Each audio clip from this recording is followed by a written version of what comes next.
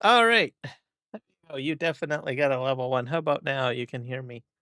Okay, I knew something funky was going on. Okay, guys, I'm back. Um, I think we got the horizontal, we got the vertical going.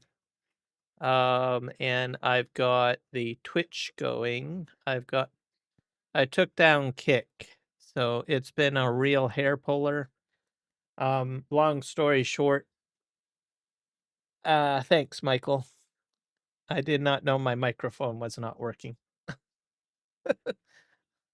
That's a doozy right there. Thanks for bearing with me, guys. It's been very hair pulling. Trying to get Restream to work, Stream Elements. Definitely not friendly.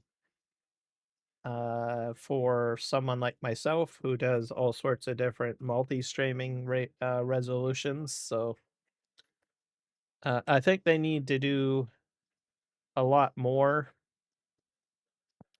All right, Rocket, we'll see you when you get back. They need to do a lot more in their plugin to make it a little bit friendlier.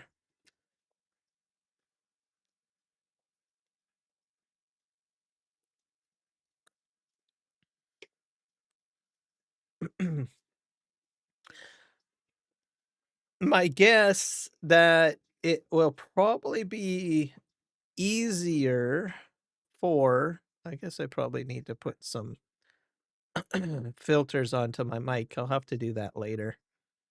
There, I'll just turn this down a little bit so that I don't spike into the red too much.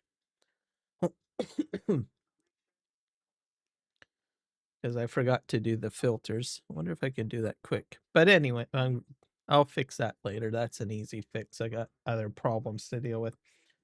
So yeah, a lot of headaches with this. Worst decision ever. Basically the timeline, just to give you guys an idea. Last Friday, it flaked out. OBS just crashed, and I don't know what had happened. I tried to do a system restore on the computer, thinking that maybe it was something I installed or something else. I'm not sure. Anyways, it flaked out and OBS just didn't work again. So I had to basically uninstall OBS, which is my studio software that I use to be with you guys right now. So I had to uninstall that, which is a huge ordeal, and reinstall. So there are several scenes. Everything you see on the stream consists of a lot of different sources and scenes. That's just the life of a streamer. Gets compounded by 3 or sometimes 4, depending on how many different platforms you live stream to. So I stream to Kick, I stream to Twitch, and I stream to YouTube times 2 because I do my vertical and horizontal.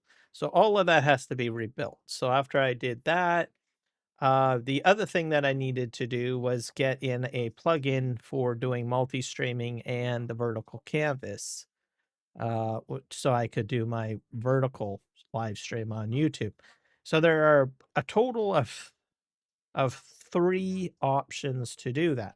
One, you've got your Streamlabs OBS with the paywall that you have to pay to multi-stream. Then you've got 2 free options. There is the Atom plugin, which is what came out with the free version for at first, and I've been using for the past year. Um, and then you've got Stream Elements, which is one that came out, I think, about 2 months ago, which is another free option which I've never touched. So I thought, well, this will be the opportunity to try the Stream Elements one because it appeared, emphasis with a cow patty bingo marker on that, easy. But as you guys know, the past week has not been easy for me. I've been starting my streams late. I've had some crashes. Part of it I thought it had to do with Dune Awakening, which may have had a small hiccup to do with it, but today I decided, or last night I thought, well, let's go ahead to something that I normally stream and have been able to stream functionally without much issues, which is Farm Sim. And here we are. And as you know, I'm about an hour late, or actually I am an hour late getting the live stream up and running. And I ran into a whole boatload of issues, which is kind of weird because yesterday I had some issues yesterday live streaming too, but I didn't have problems getting up and going. But today, I was late at getting everything up and running because uh, OBS or Stream Elements didn't like connecting very well with my YouTube stream. So, and I blame Stream Elements for this. um, I'm starting to each time I play with it, I start to understand how the software goes, and I think I'm getting there to the point where I can get it working, but I will tell you, if you want to do anything similar to what I'm doing, I would just stay away from it, um, for a little bit of a while. There's a few things that I question and I scratch my head on the logic of it. The interface just shows you everything, right? And you think, well, you can go ahead and when I say everything, I mean settings. And you think, well, hey, I see a field. I can go ahead and fill in my bit rate. Wrong. You can't. You can't. So, um, for someone that streams like me, who is at different ratios, different bit rates, um, it's a headache. So rule of thumb, if you're putting out software, one, do not show do not show on every page settings. Okay. If you cannot use the settings, they should not appear. Or option B, put a tooltip on it saying sorry, not available in blank, right? Something to give the user the impression, oh, well, just because it's here, you can't use it. And only allow certain fields that are editable to not have that tooltip. So unfortunately, Stream Elements didn't do that. It just threw all these settings in front of me, and I said, okay, well, great. I know what this is. I'll put this in. Sure enough, I can fill the field in, but it doesn't save it and it doesn't lock it in. Um, I imagine they'll clean up their graphical user interface in time. It is in beta, so I will be a little forgiving. A little. That's like a crumb, okay? Maybe slightly smaller than a crumb. Um, Now, if you're gonna be doing 1080p or one resolution across all the platforms and you're not doing vertical at all, I imagine you'll be perfectly fine using the Stream Elements, multi-streaming tool, uh, I think. Um, but if you're doing anything like me, uh, probably not. So and for my multi-streaming functions and everything like that, I'm a little bit advanced. Most people that I see out there usually keep it fairly simple. They'll usually just do all their horizontal canvases at 1080p, which is respectfully equivalent across all multiple platforms. With the and they may have like one vertical or sorry, yeah, one vertical live stream going at 1080p as well, which is as simple as you can get. But if you're doing something like 4K on one and then you're doing 14, I don't know, 1080p on another two platforms, and maybe by chance you've got some other platform out there that supports what 1440p. You're in for a headache using multi-stream. All right, the game is loaded. Hopefully it'll load in. I've got a spinning circle. I don't like that.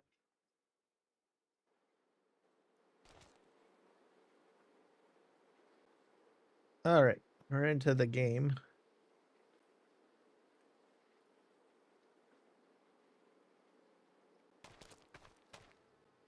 And I can't really hear myself. I gotta turn my headset on, I think.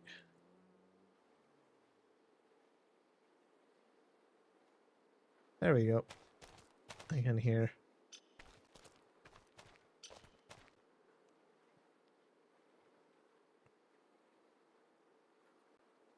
We're into January. I don't know if I have to adjust my volume on my headset a little bit. Turn that down. Don't want to blow my earbuds. All right, we're gonna just try to extend this a little bit further.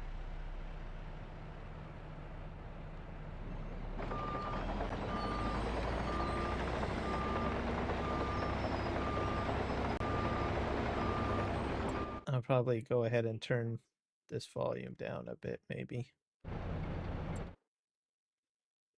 Where's my settings?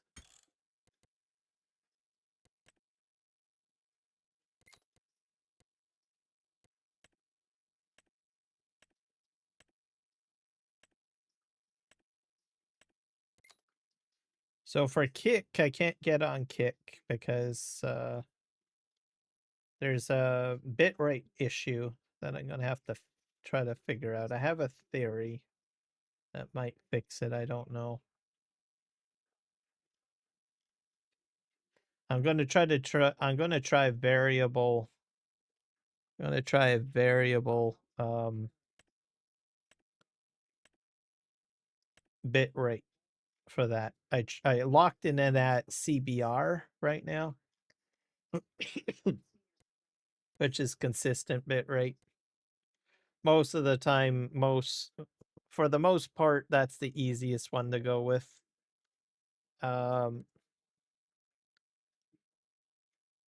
Because it will at least send something out consistently. But I might try something else tomorrow. But I'm in here. I spent an hour, so where's my music sound? So I think we'll just turn down the volume of vehicle. Put that at like maybe about 60, maybe. And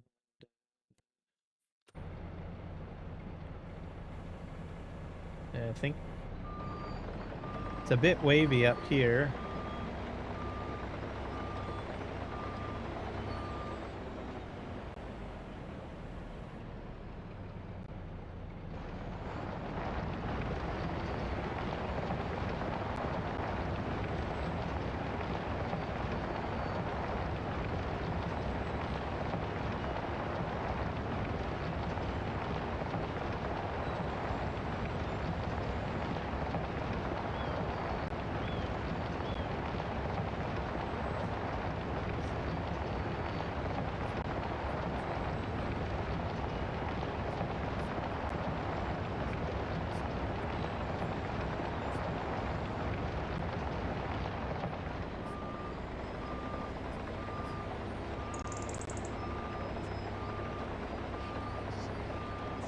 Hopefully I flattened that out a bit. I might have to take the railroad track out again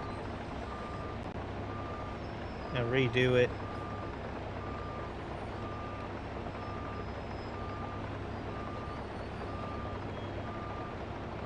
Because it's like clipping into the...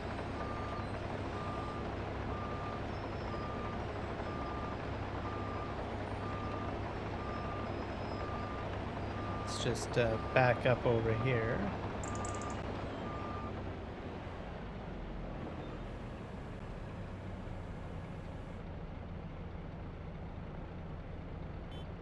Oop.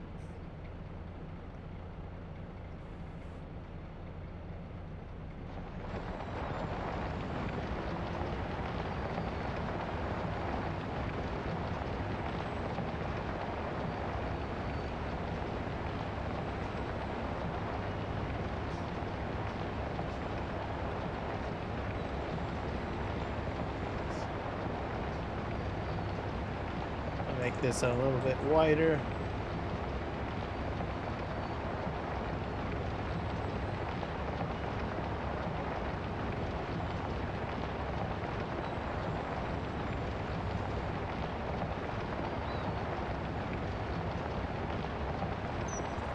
And then the road I will be redoing. I'll probably put a fresh coat of paint on it, I guess. The thing goes.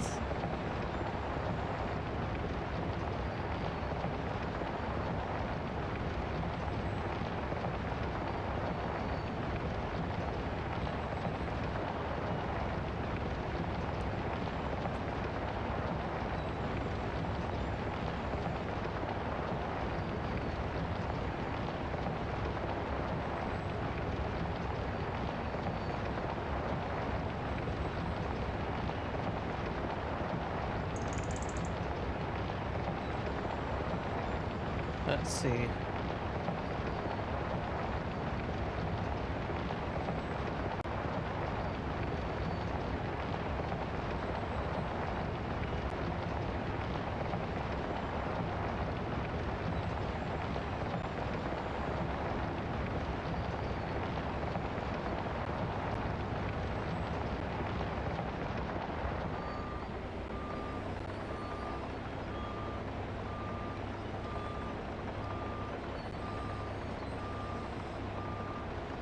Yeah, I'm gonna take the track out, I think. Just so that I can properly do this. Because it doesn't look good. Besides, I mean, I got the track as best as I could the last time I put the track down. But I don't like it. It's bumpy. I know it looks bad, so we're gonna just fix that. So because I don't like it. I just don't. I just don't like it. So we're gonna take care of that right now. Let's go into demolition.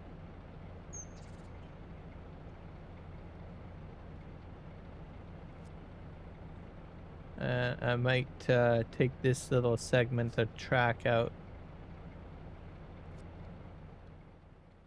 There, that's all gone. And then I can, yeah, because you can see, like, there's bumps in here, and that's it's almost there. It's almost there.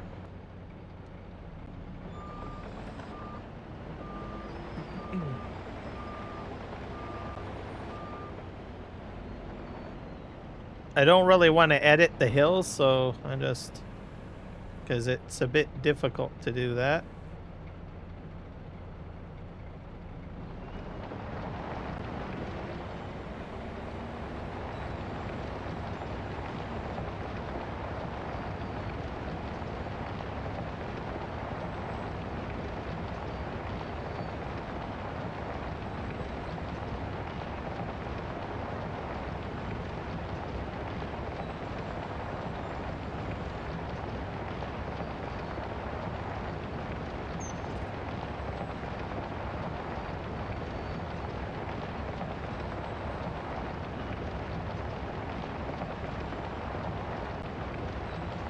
So it's only going to go up to the line, and then it stops.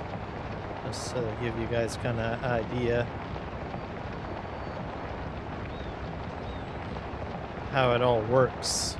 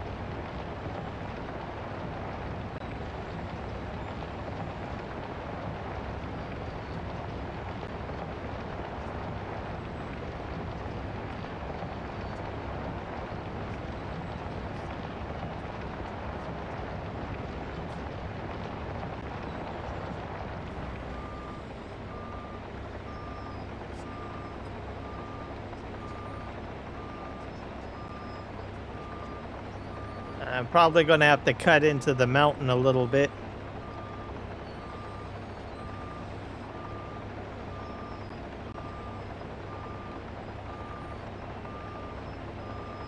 I'm going to turn off that. So we'll just see what happens here.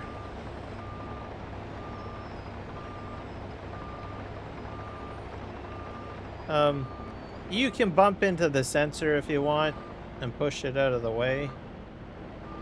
See? Which I'm gonna do here.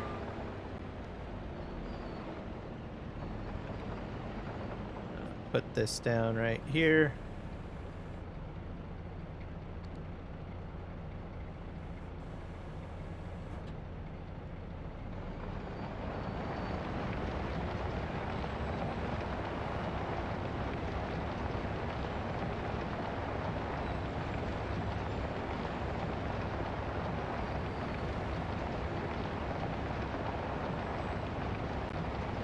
Go along this side.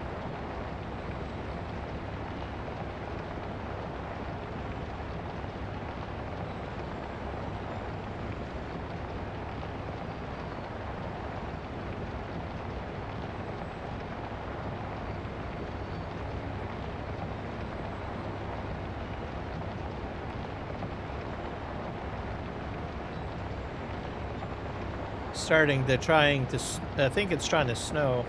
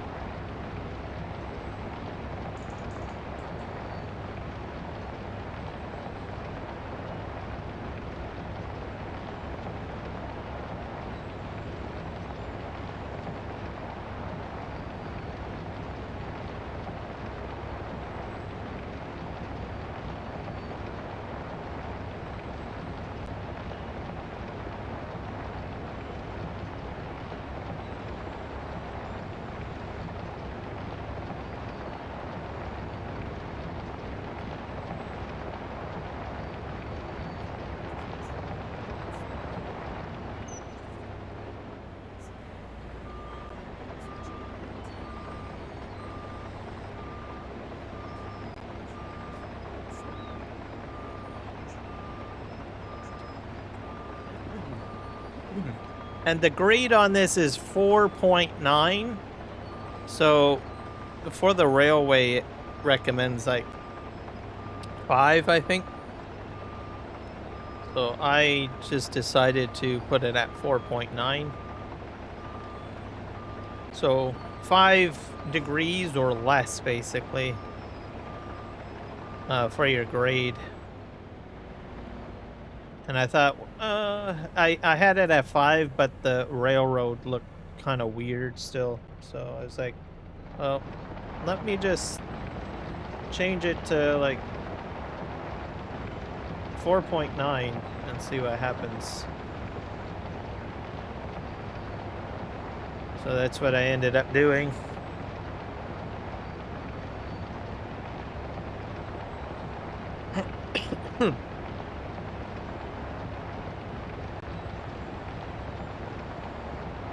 So I'm not exactly sure how I'm going to get this done, but I don't think I have the ability to sort of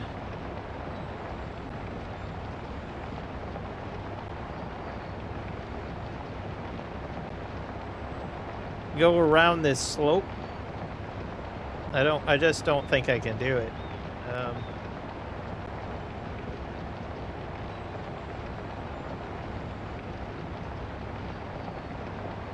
I don't think I can get it down to grade, like right down there. I might be able to, I don't know. So it's going to be a hard sell, I think.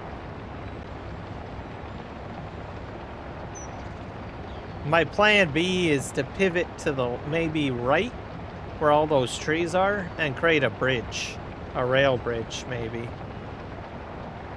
If I can't make it all the way down. Just as a backup, maybe?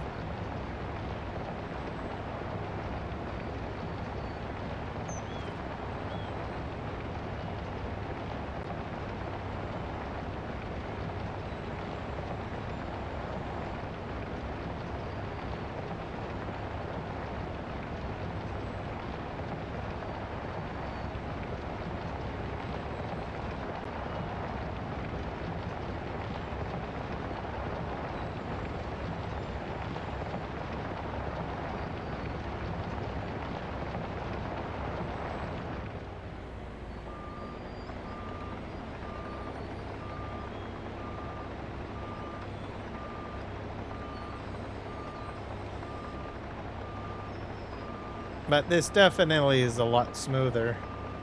So, when I get there.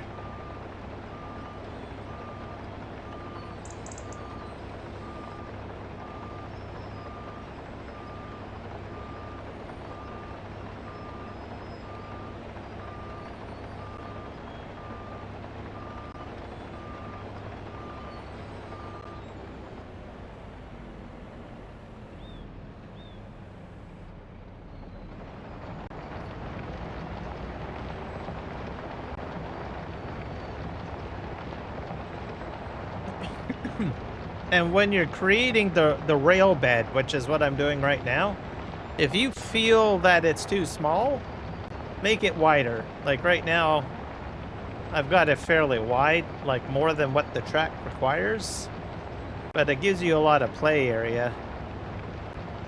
So later on, I can easily fix up the road and I can fix up the edge, like smooth it out. So the wider it is, gives me more smoothing, more space to smooth things out, essentially, if I want to. So I think that's probably a better way of putting it.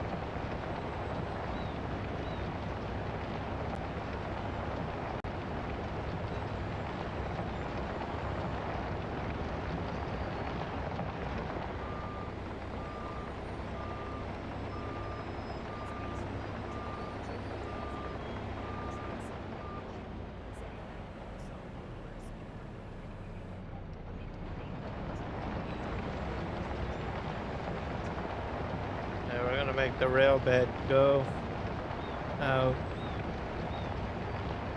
further.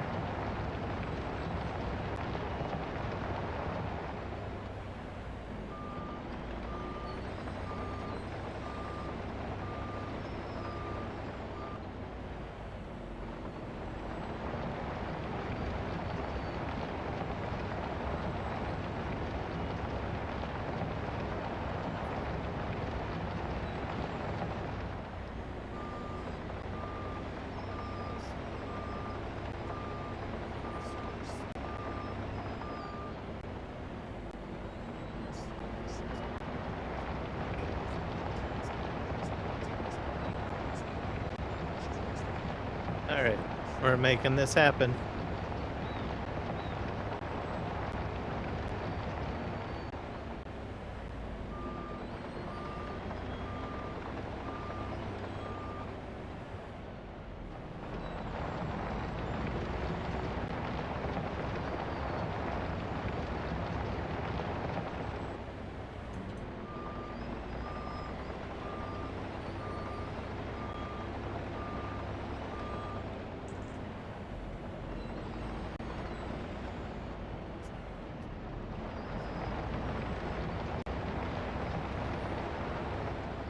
Whoa!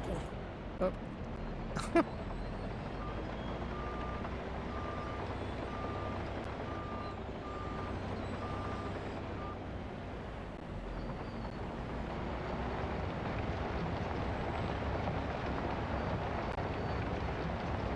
There we go.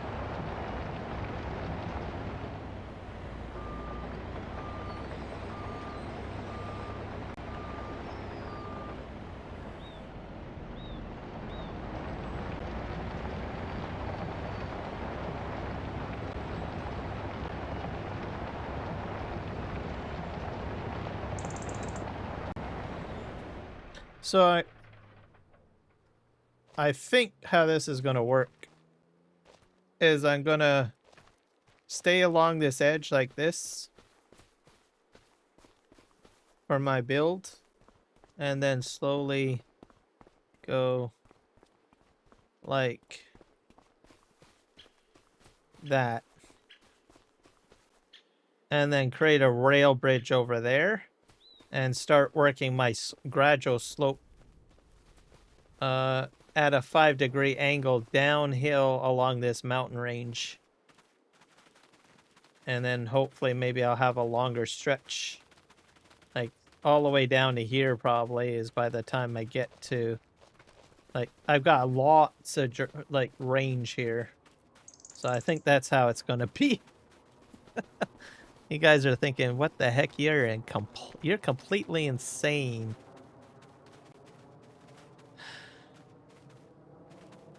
All right, let me just check.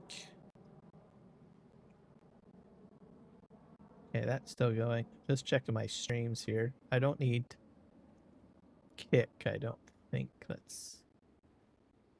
Yeah, kick I turned off, so we'll kick that out of there. Video download was, what the heck? I hit refresh on this. Maybe Twitch isn't working either.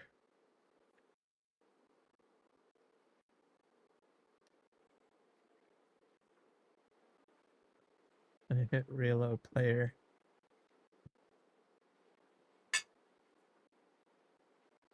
Yeah, I don't think unstable. Yeah, Twitch has rejected it, so it's because I'm sending too much stuff to it. So we'll just shut Twitch down, I guess. All right. There we go. I'll have to figure something out on that. That's crazy. All right. But YouTube is functioning. That's what matters for now.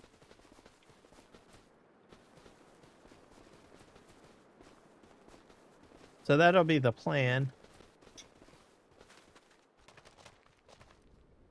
To make it all happen.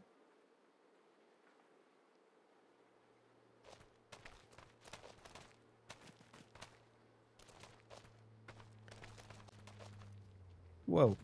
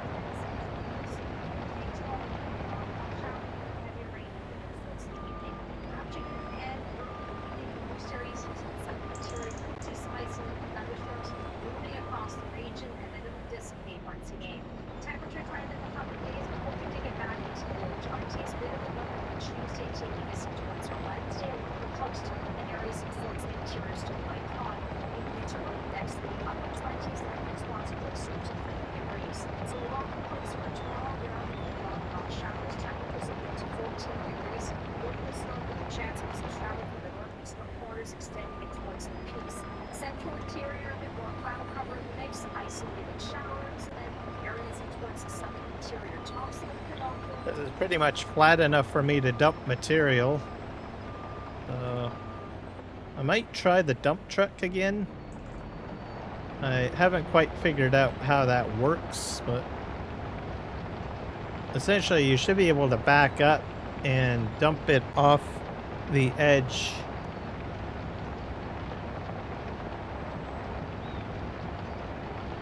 And raise the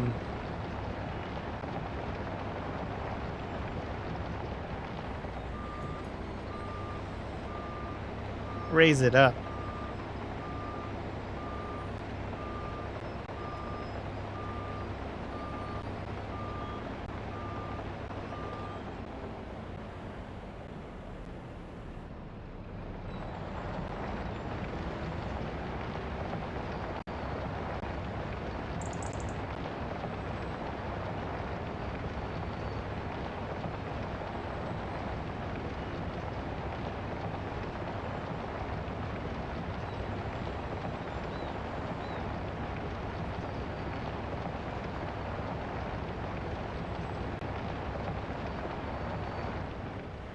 Okay, I'll do one more push along this last edge, and then I think we'll try to get the dump truck going. Because it might speed things up a little bit.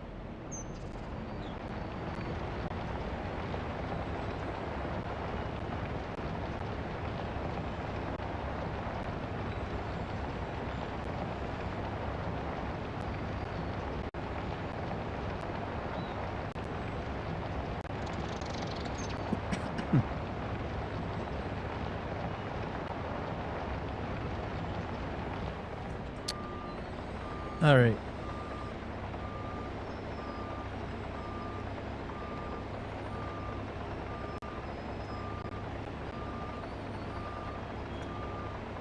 Move this off to the side.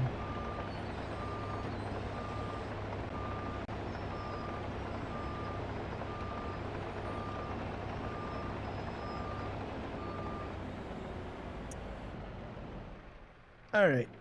Oh, here's my dump truck.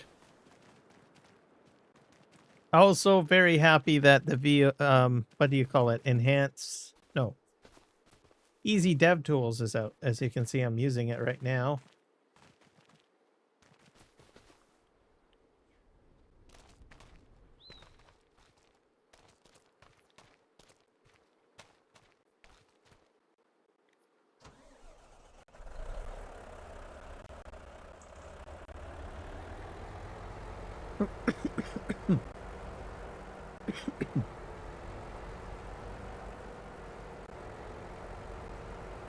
I'm not exactly sure how I empty out of the back of the dump bed, but we'll figure it out.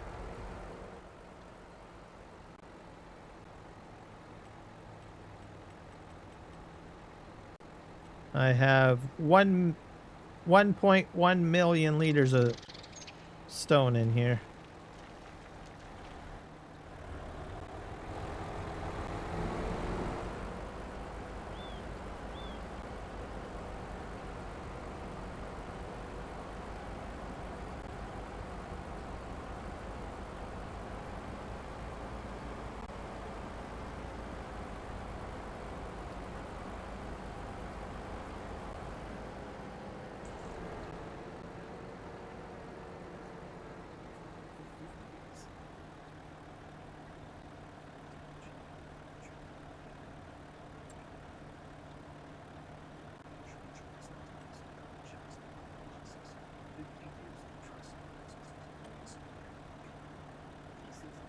Calibrate it.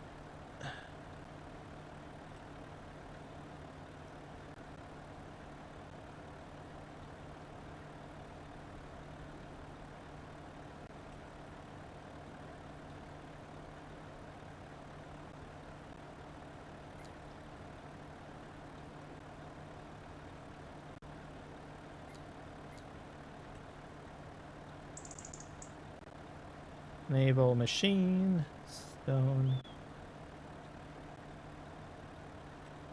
discharge, gravel,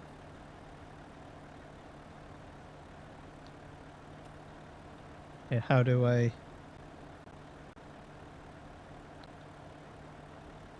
I think...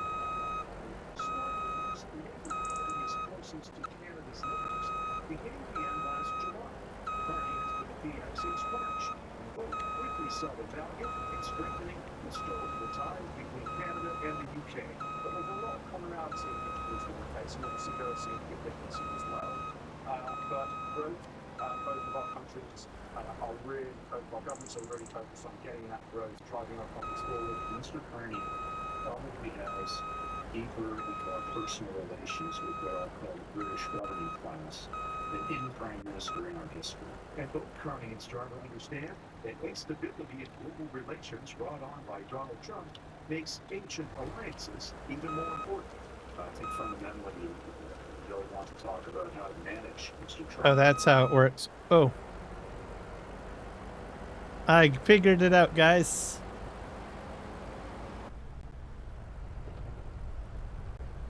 Alright, let's go get our next load.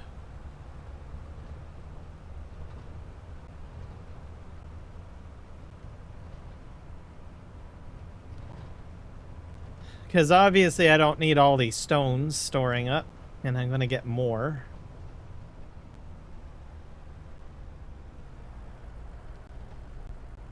So that's pretty cool. So you can unload that way if you want. So discharge grading is what it's called, really.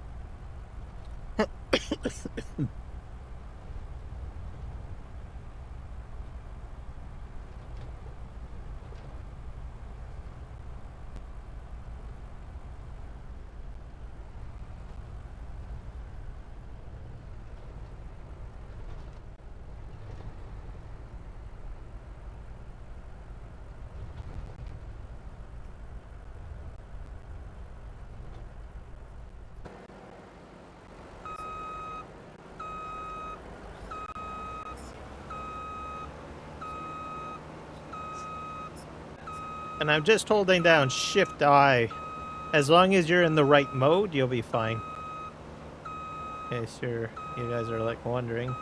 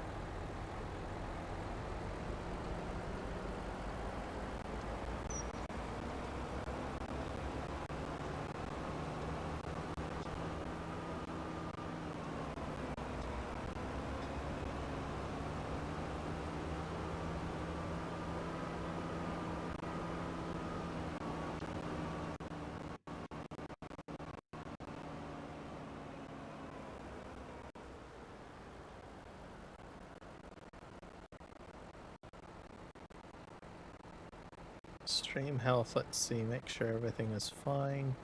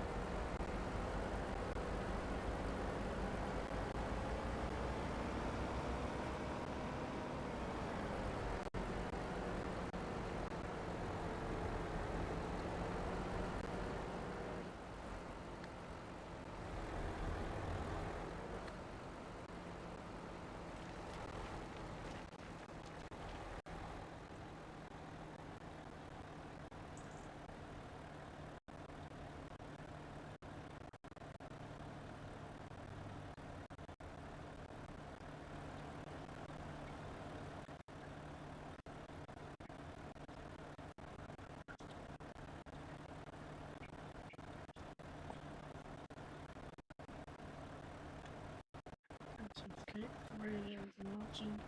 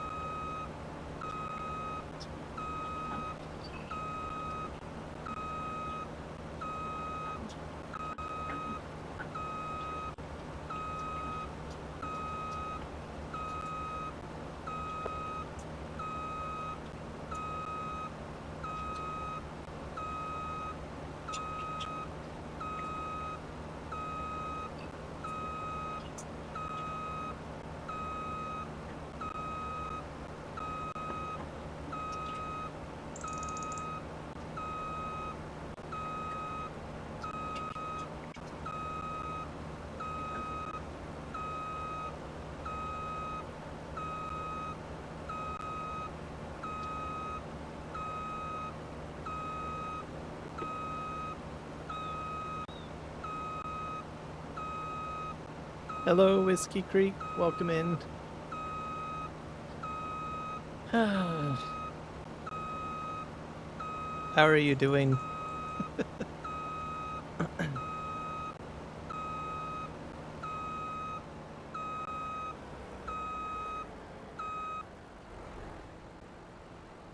I figured out how to do the dump, so you can use the dump mechanism to paint.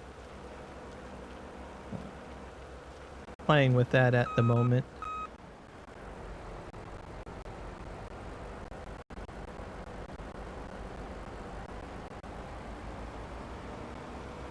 And slowly building my railway. How are you today?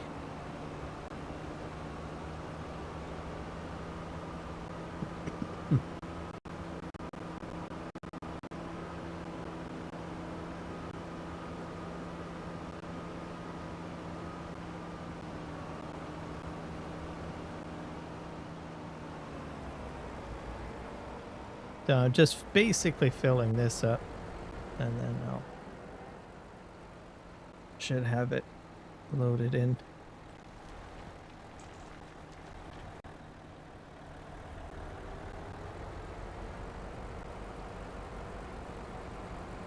I still have to, I think I need to check to see if there's an update for terraforming. You just finished streaming? Excellent. How did it go?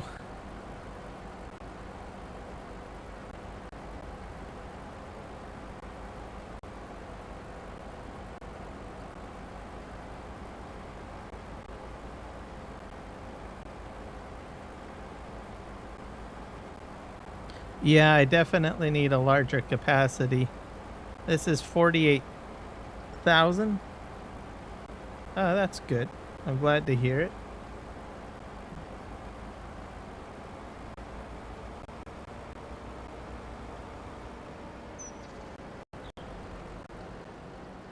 How's the audio on the stream? I'm just curious. Is everything clear? Starter on a new map. Okay. Which map did you start?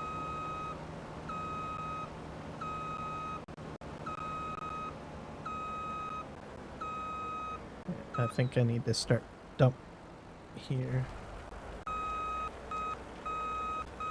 Sounds good? Okay. Yeah, I've been having some problems.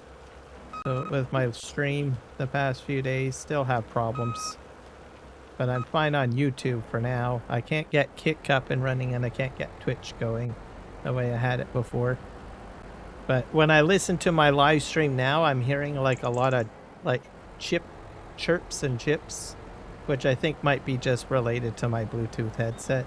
So I probably have to unplug the dongle and plug it back in and try to reset the Bluetooth headset.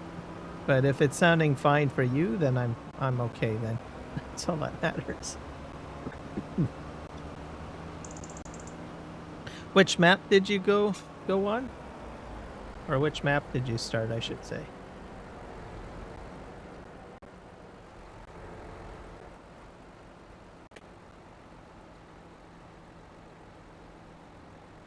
In 2 hours? Okay, Rocket.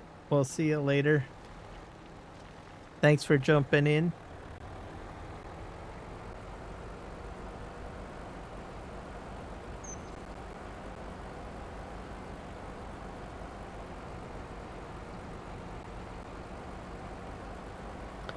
Easy Dev Tools came out. I'm guessing you're probably pretty happy about that. I got it installed. I'm happy. I decided to get rid of power tools. I don't usually use all of the I don't flip-flop between settings all the time. So Easy Dev Tools will be just fine for me. But if I constantly flip-flop settings, then I probably would use power tools in conjunction with Easy Dev, but I just don't switch enough, so it's gonna be helpful because I'm glad that it came out, because it's gonna help me do my thousand sub project. So when I hit 1,000 subs, I plan to do a 24-hour stream, and it's gonna be multiplayer. Agroforests. All right. So I've heard mixed things. I am on PlayStation 5. Oh, okay. I've heard mixed things about it. So I don't know. I haven't tried it out. But I know of some people in the community have indicated they don't like it, or it's buggy or something. So I don't know. I haven't tried it. But it's that Silver Run Forest one, right? So, but an upgraded version. Unless they fixed the bugs, because it's been a few weeks till it came out. So I don't even know what the bugs are.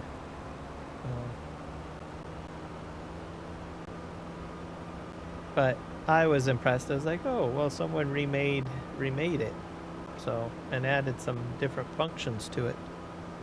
I also like the fact that they added some farmland to it, I think, in certain areas.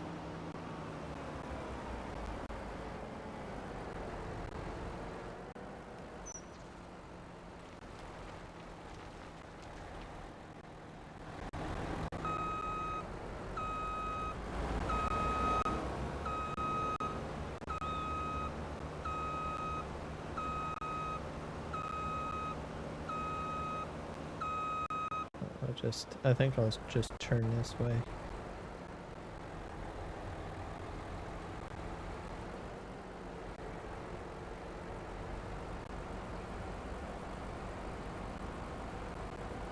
Okay.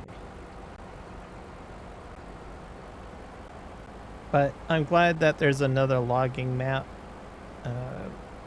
Always like logging maps. It's therapeutic. What's the best features of that map that you like?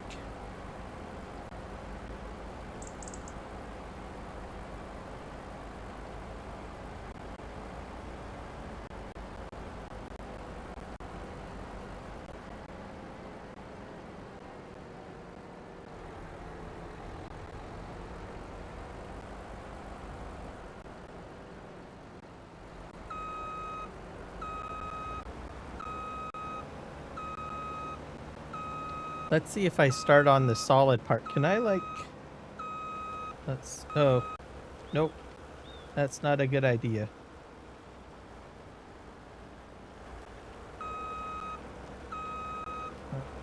Oh, it is dumping here. That's not good.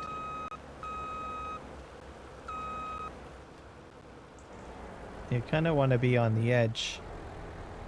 That is not good. It probably just dumped the product there, so you need to be right at the edge before you start doing your dump. Just a FYI. I wonder if I can smooth that out with this. Alright, that was not good at all. Maybe I need a pile? I'll make a pile and try to reload it into the back. Let's see if this pushes.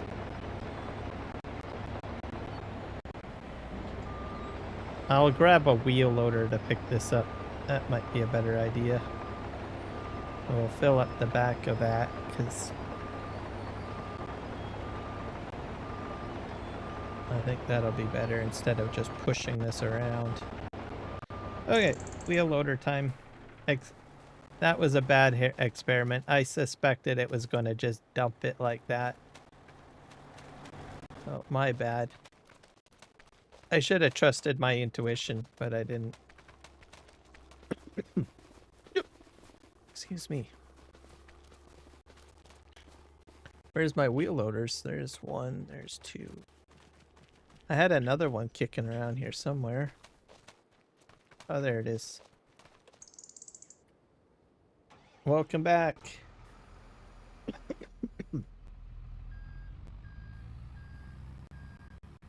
I made a mess. Hey, and you made it to level 1. Congrats.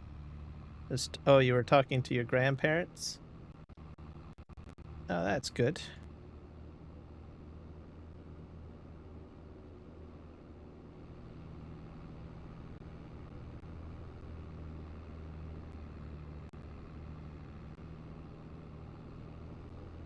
Let's go down here.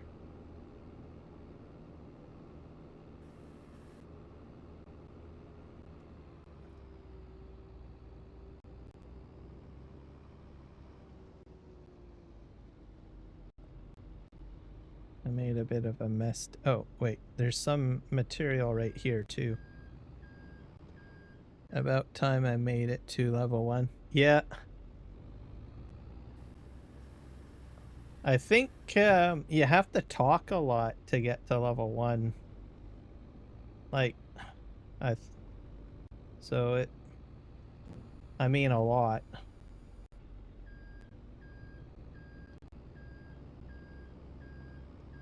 I think that's what gets you there. I've only got like, I think those people, I think I've got like maybe one person that's like at level 2 or 3. Hello, Eric the Crazy Viking.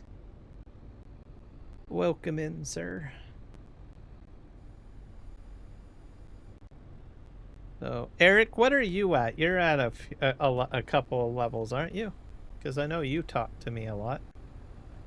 So I'm thinking you're at 2 or 3. I think Eric is like number 1. I think. Number 1 on the level board or something like that.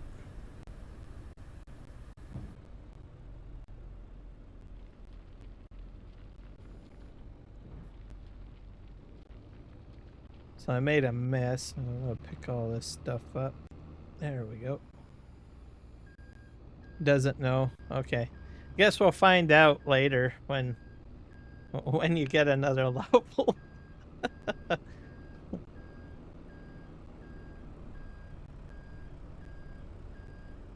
So Whiskey was telling me he's trying the new map, the aggro map.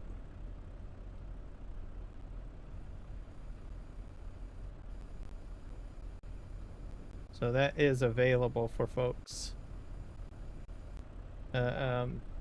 He's gonna play it on PlayStation 5.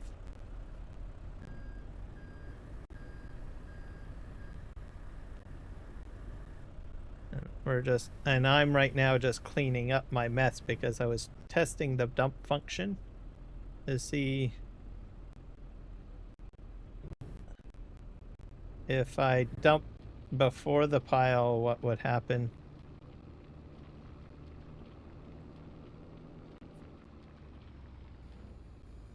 I think I do have to go over this once again with a bulldozer, though.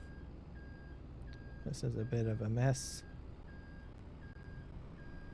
Logic would dictate that if you dump before the pile, obviously it's going to come out, but you never know.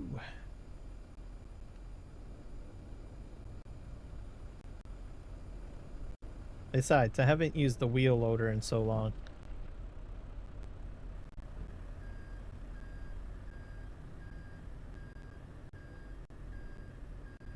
I'm gonna go ahead and try to pick up this stuff. But yeah, I was gonna ask what on aggro is, or aggro forest is what you like.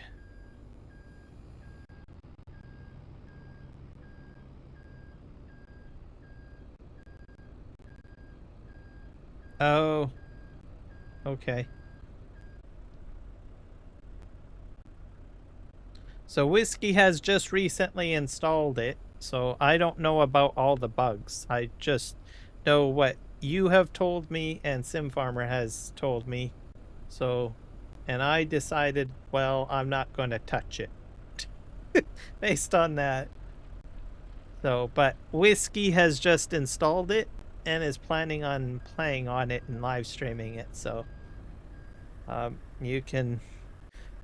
That's why we're having this discussion. So, but I don't know all the bugs. So those are a few things you should be aware of, I guess, Whiskey. That there is some issues. I'm not sure if does the map developer know about the problems? I'm pretty sure someone must have told him. This is all bumpy here. I'm gonna have to go over this with a bulldozer. I had it all nice and flat. As I said, the concept is great. Yeah, that's true.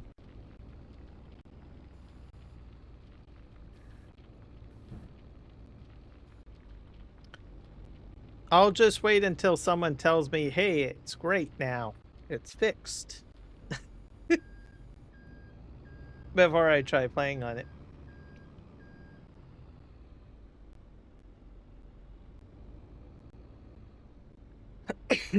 Oh, yeah, I was going to ask, do you know if Kiwi is doing his live stream on Silver Run later? Or did he do that live stream already?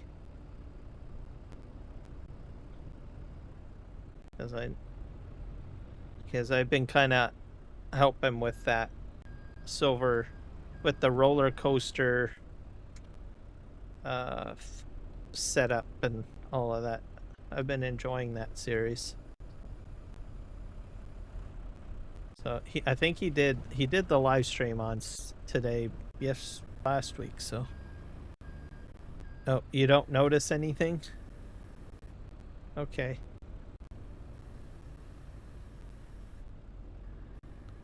Well, just be aware that there are some possible issues or whatnot. So.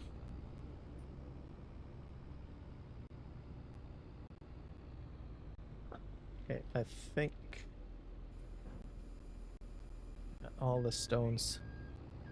But then I just harvesting. Oh, so it could be related to maybe the trees or something, maybe. Or maybe the productions. I don't know. But if you're doing simple stuff like just farming, maybe it won't be a big deal. And then by the time you do something else, maybe the map developer will have fixed the issues. And I've noticed that most map developers have figured out a way to update and fix their maps without harming a game save. So, all right, let's pack up here and we're gonna.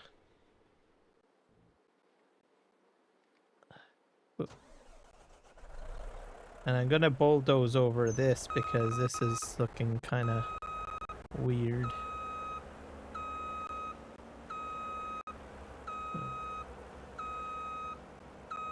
Whoa.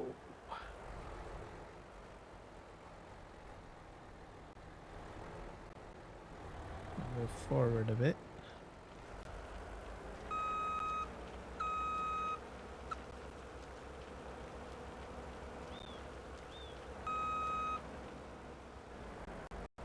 It's a little bumpy there. I'll go get the bulldozer and try to fix this up a little bit.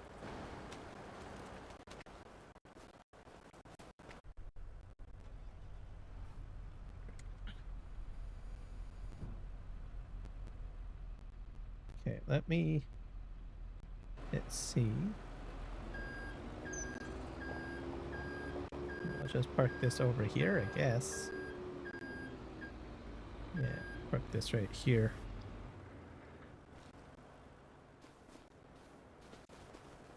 Da, da, da, da, da, da, da, da. That's the wrong one.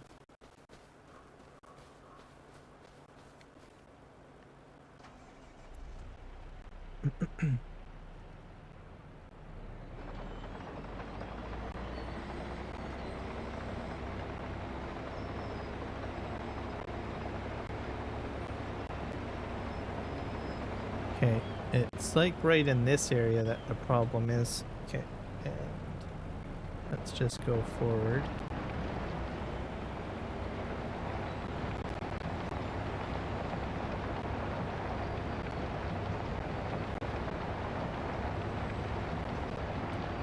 And I'll definitely upgrade my equipment at some point.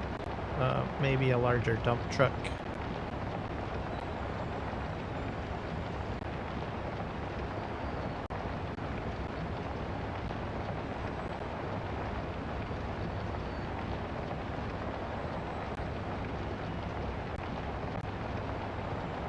Because I can use larger dump trucks. Okay. I think I just pushed that over the edge.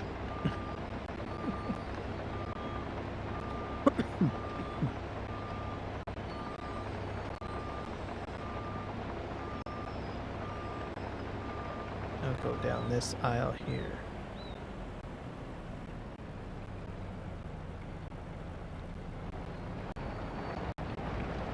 And I'm going to be altering my plan on this, by the way, guys.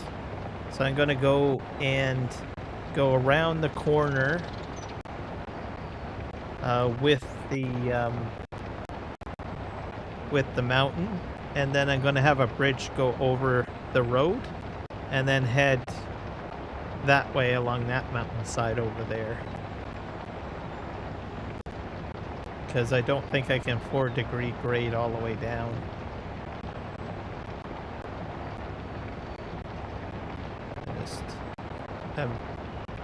I just don't think it's going to be possible.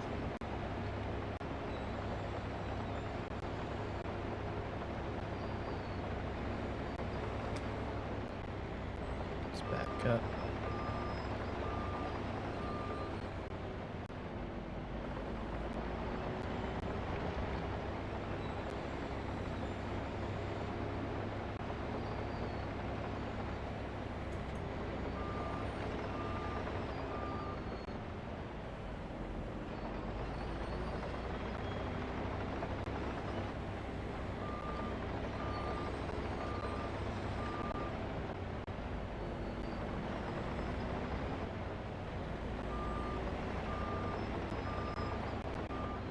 I think I probably need a...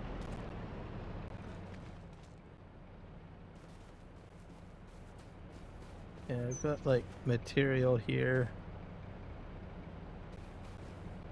I wonder if I put like a conveyor belt?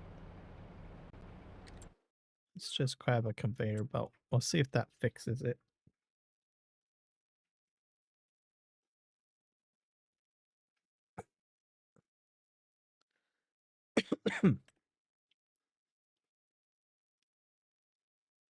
Oh, there's this thing. I totally forgot about that. There's that. Barge loader system. Let's just buy this for now. And buy.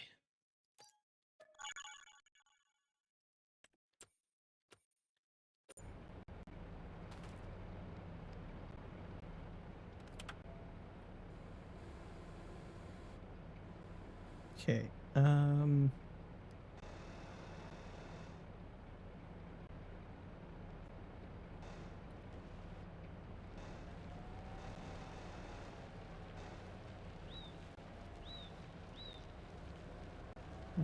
We'll just turn this around.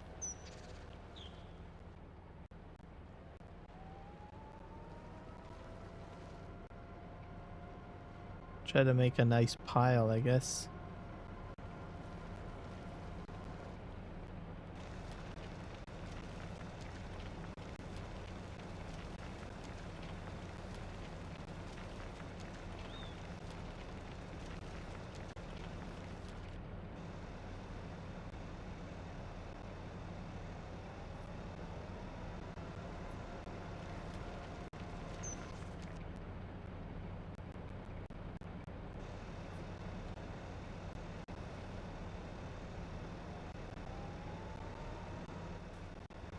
Let's just back this up a little bit.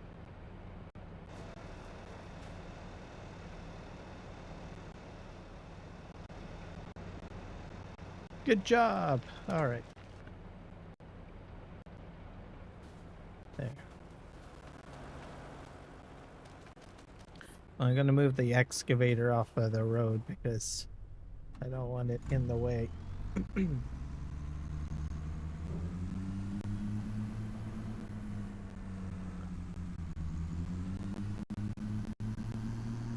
Let's turn this way.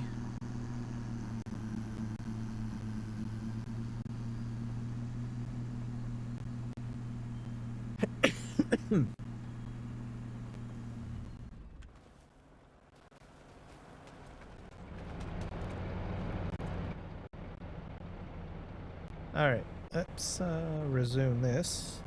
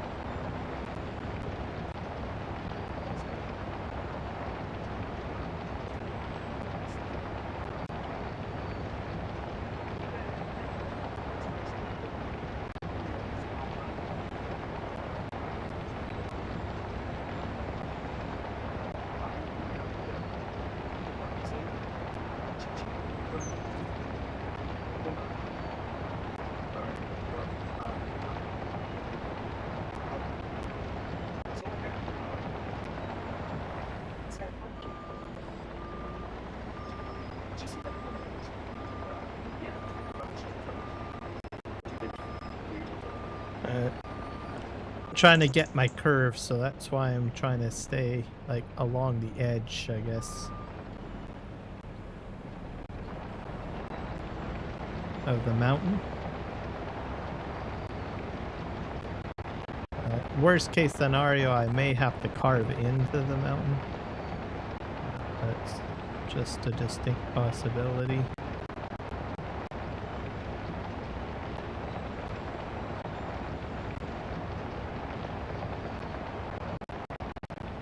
There we go.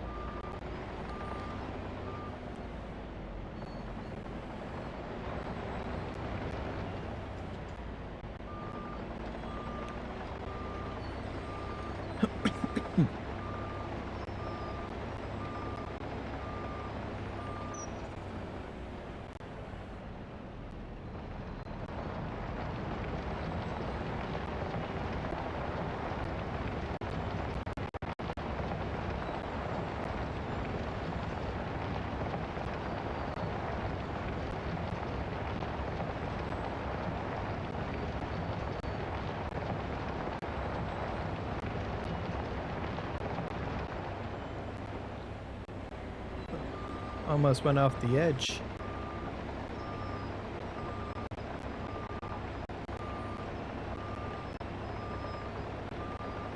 Okay, time to go get more rock.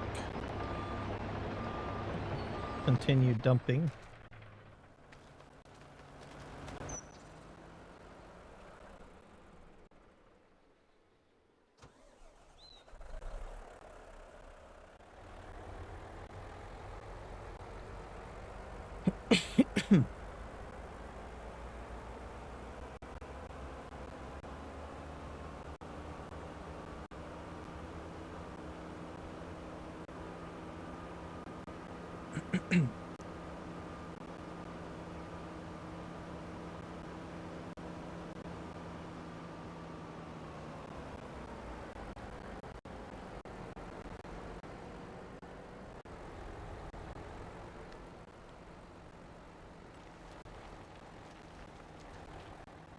And this is all material that I got from the field that I was working on like maybe 10 streams ago, I think.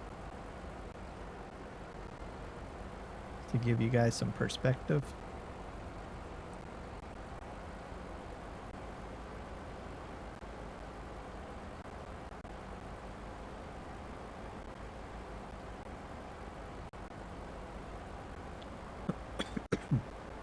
I can probably use this circle to determine the angle, how far it'll go down.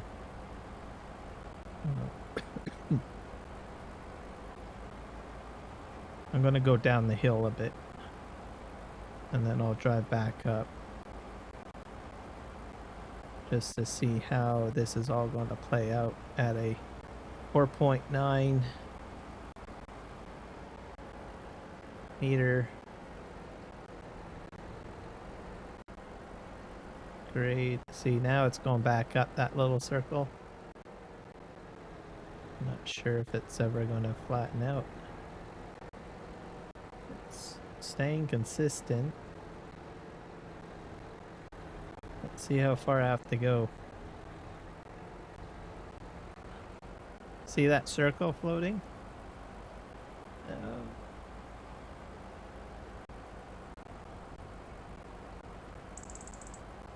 Let's see. Come on. Come on.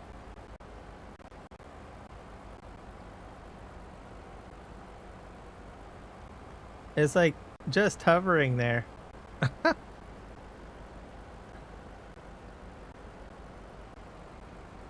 Oh, come on.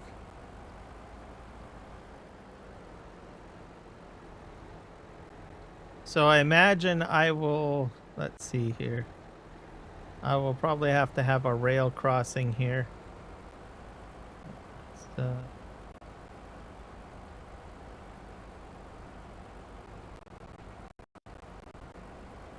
Maybe like wind it this way.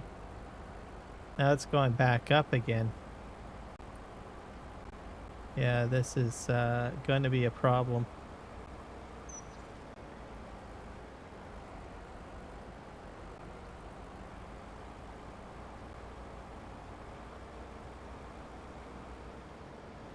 I don't know. I was so close back there. I might end up having to terraform most of this land. Just to get the rail system to go low.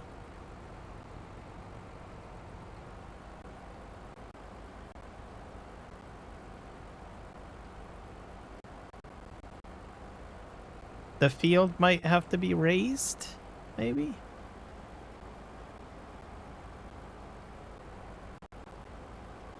I don't know.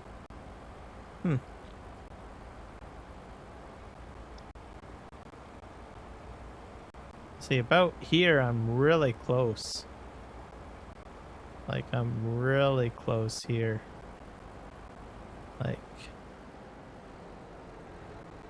Like right here.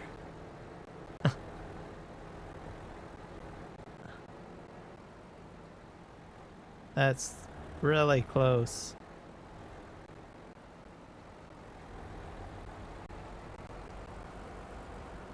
I don't know. What about if I go that way? Does it get any better if I go along this back road over here? Probably not.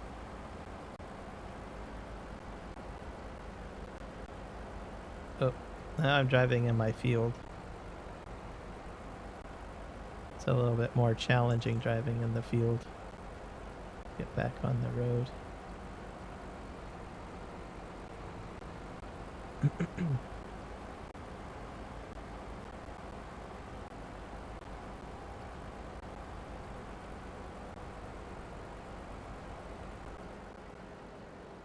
I could probably go this way. So I don't know. We'll see. Worst case scenario, I'll have to just take everything out. But I think I'm better off trying to do like a turn and then flatten out and then do a new 5-degree grade from wherever I'm at on this side. So this will be like flat all of like I'll need a flat platform from probably here over to here, and then I set my 5-degree grade going that way. That might be the better way until I can get to ground level. So that means more logging, so I guess that will be next year's logging expedition over there.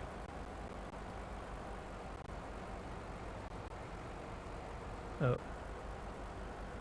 I'm stuck in the field.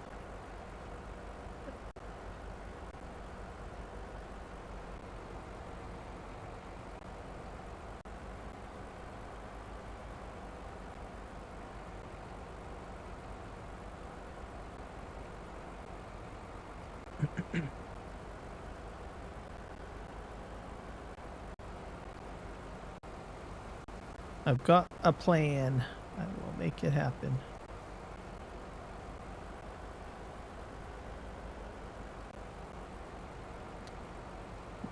Okay, we're gonna back this up.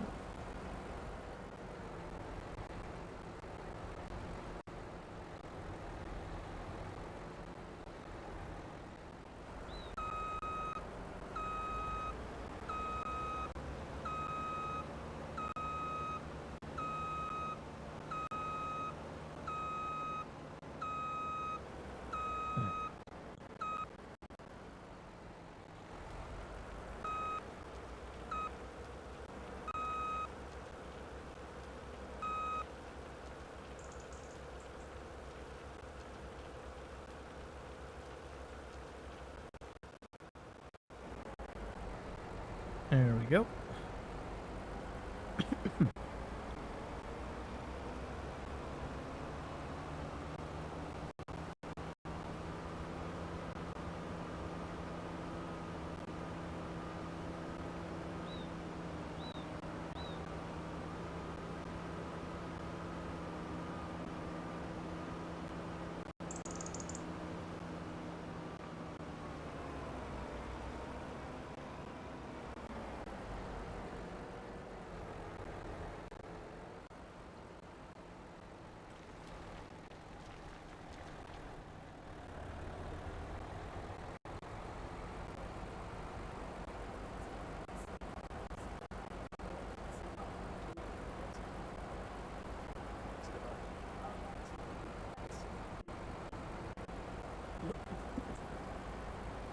crazy.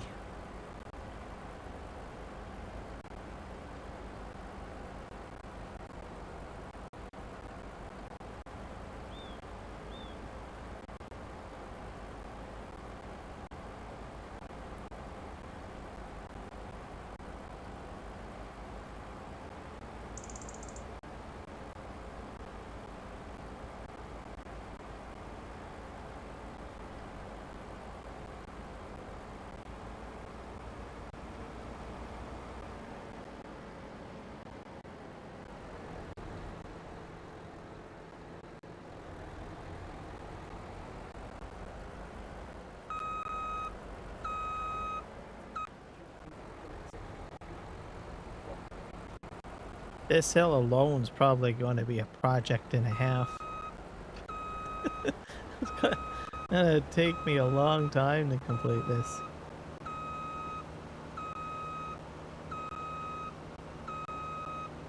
This is gonna be just pure crazy.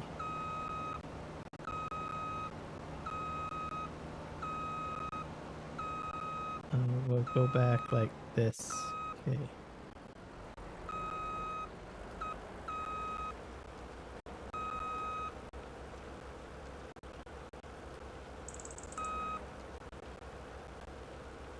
Fill that up.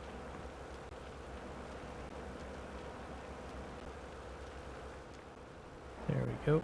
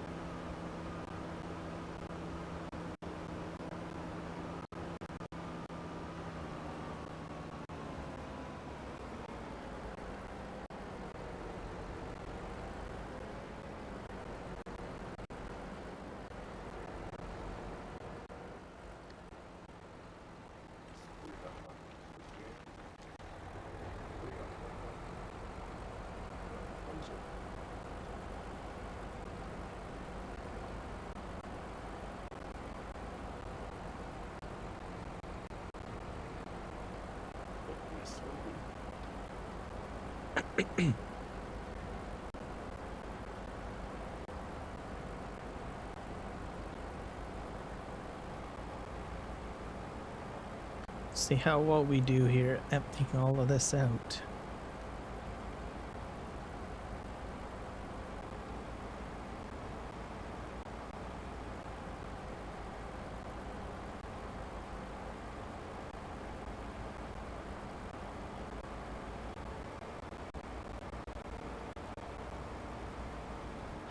One good thing is that I started my stream at 8, and then I had all the issues that I had. Took me about an hour, and then we got things finally moving in the right direction at, I think, 9. So, not too shabby, I guess.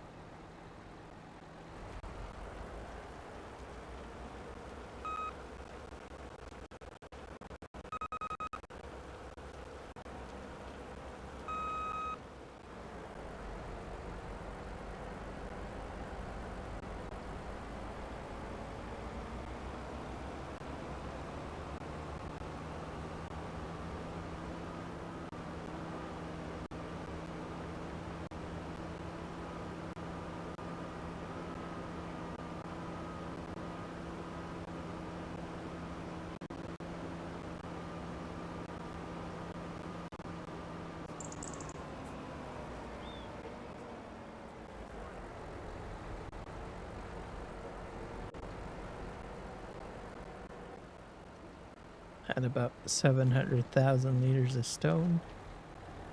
There we go.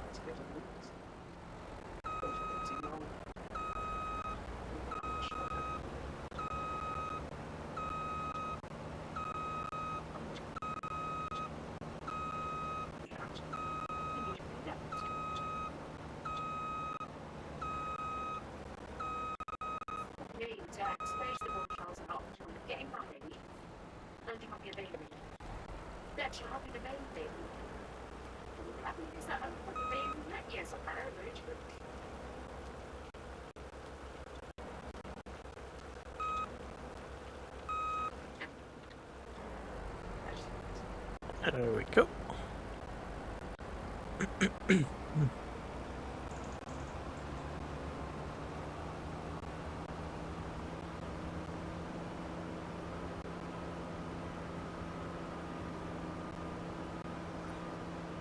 Okay.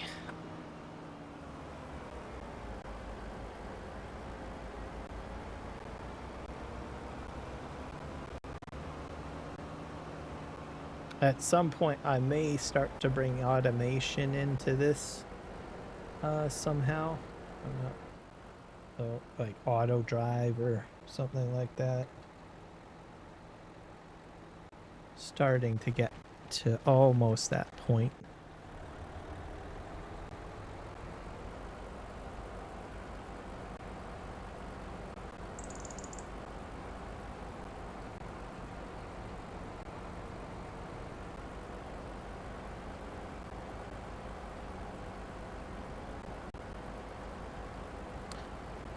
And we're into the month of January, so I think on this stream we will see maybe the subsidy bonus, because that's when it gets paid out, I believe, in February. So, and I have like 4 fields filled.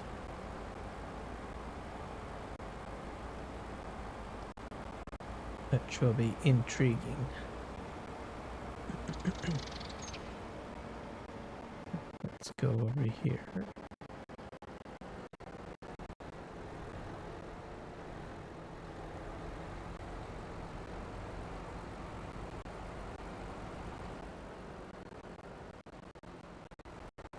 Yeah, like almost 1 million liters of stone.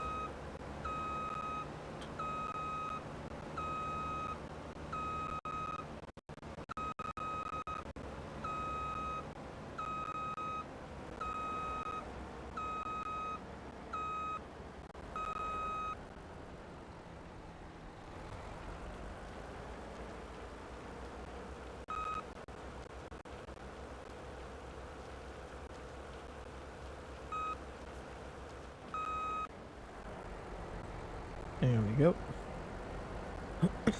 But you're right, Whiskey Creek. A much larger dump truck would probably make this go a tad bit faster. Or a larger capacity one.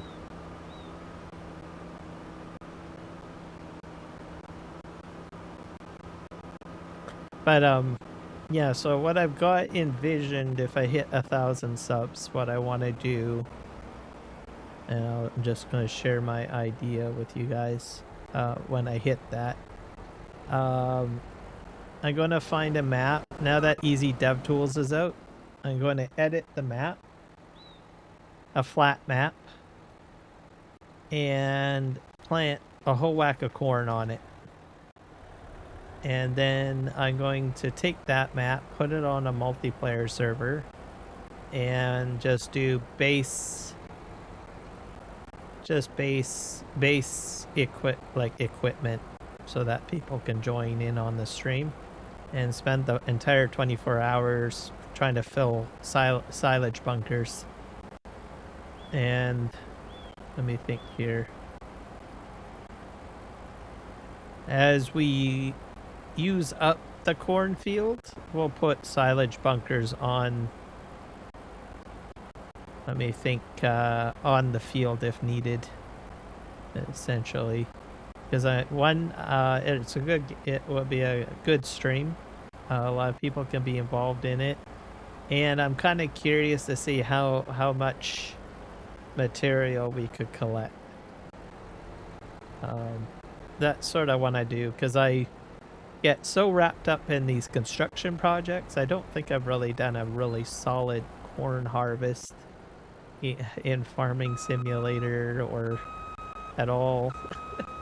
Except for back in Farm Sim 19 or whatever. I've participated in a few. But anyways, that's sort of what I want to do. And with the easy dev tools now released, it'll make it easier for me to do that. It's not about preparing the field or any of that. Just get all this big harvest equipment set up and have this really large cornfield, just for the fun of it, I guess, for the live stream.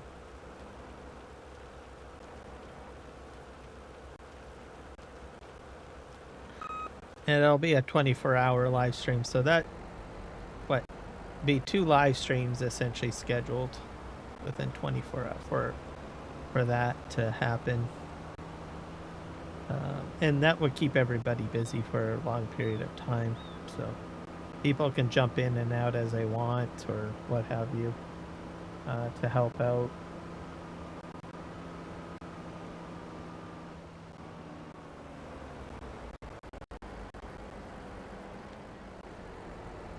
That's when I hit 1,000 subs, so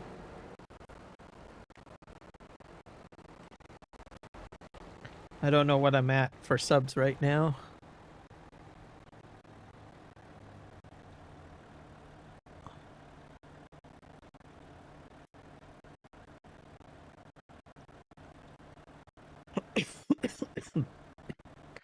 Let me see.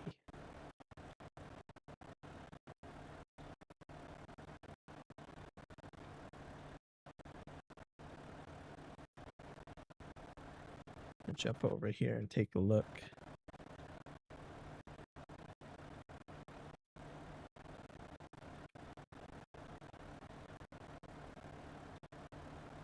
Oh, I use it for a lot of things.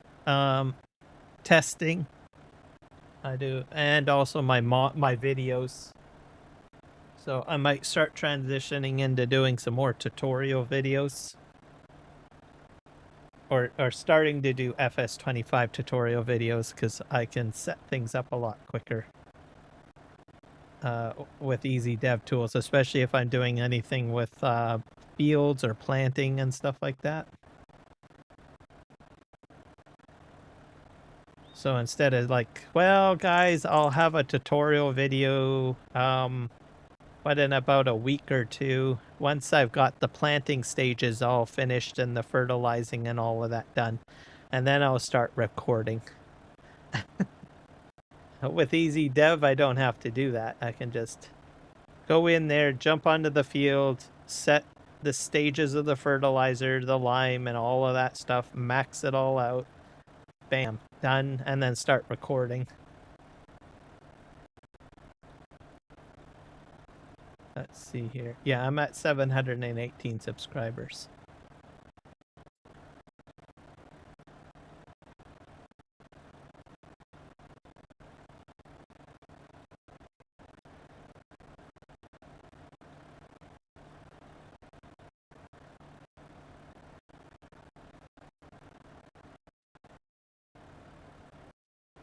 Exactly, yeah.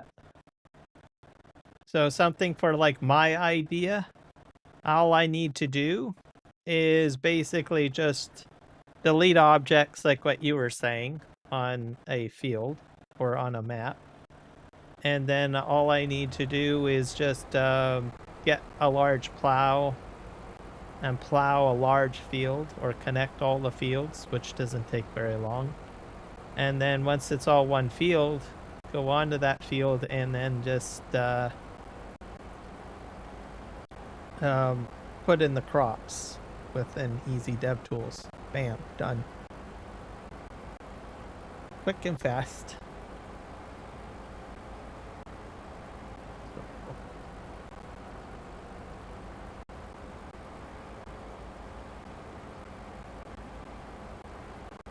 So I think it's probably a lot used a lot by content creators in general, I think, for those purposes.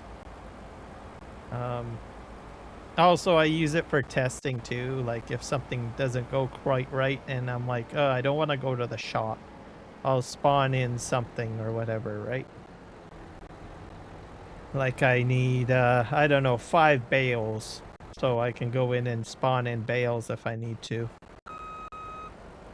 which I've done before in the past, or different materials, or by accident I'm in testing and something doesn't go right, and I'm like, oh, I need to fill a trailer or something. I can just fill a trailer on the fly. So I've done that too, instead of having to buy products. So.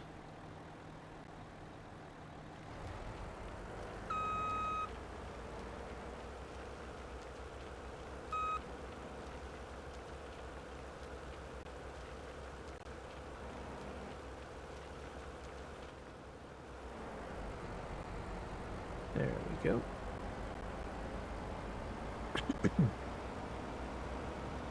But yeah, that's my big plan.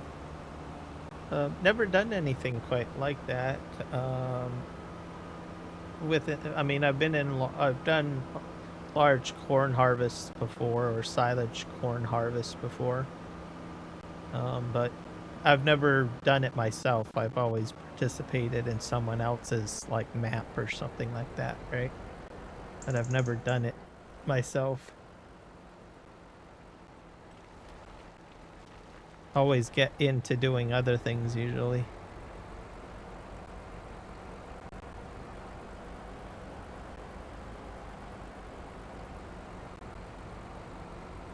So I figure if I hit 1,000 subs, I might as well do something like big, right? And allow people to join me on a stream or something like that, I figure.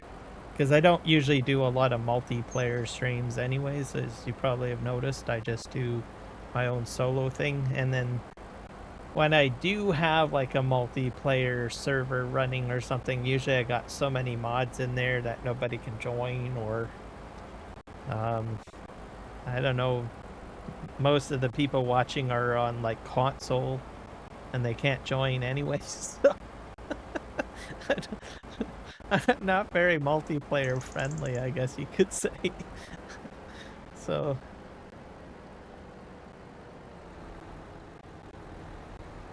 which I think does disappoint a few people, but you know, it's like I have my own particular play style of how I like to do things, so, and I'm a bit stubborn and I don't usually, you know, budge too much on certain things. So I get inspired by all of the stuff you can do on PC. I'm sorry. I don't mean to be cruel, but that's just how I am. There we go. I probably spilt something there. All right.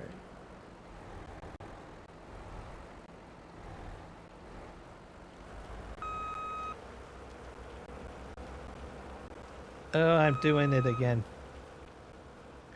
I did it again. No.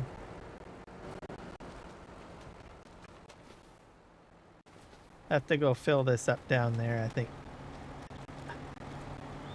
I hit the wrong button.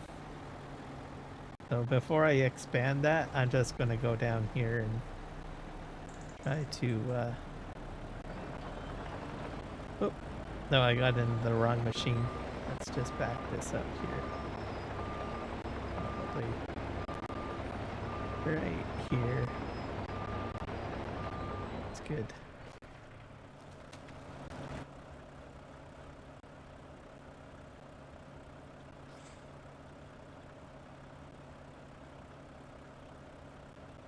Well, it'll have to be because, so the map will get all set up with easy dev tools, and then I'll remove the mod, and then it's all going to be base game equipment in there, is how it's all going to work. So, so it'll be forage harvesters and stuff like that.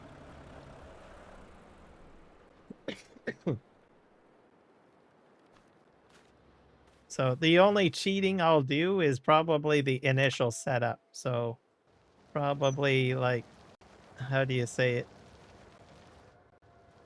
I'll end up dumping a bunch of cash on the farm and then buying up all the land and then using ease dev tool to do most of that, and then help me plant everything. And then once everything is planted, I'll just get rid of easy dev tools, and then remove any mods and stuff like that, which there probably won't be any mods. And then have a go at it. So, forage harvesters, silage bunkers, that sort of thing.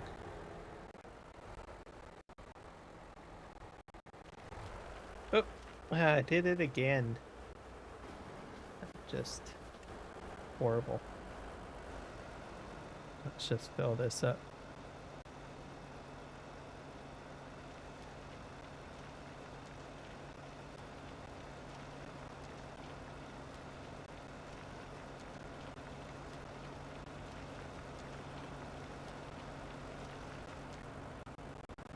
There we go.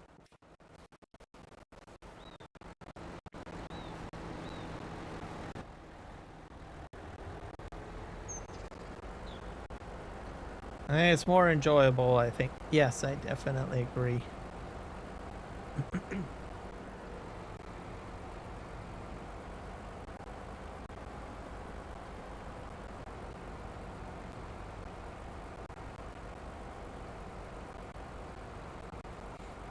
So we'll see what happens. It's quite a while away anyway, so I'm still at like about roughly around 718 subscribers. So it'll be a while before I get to 1,000.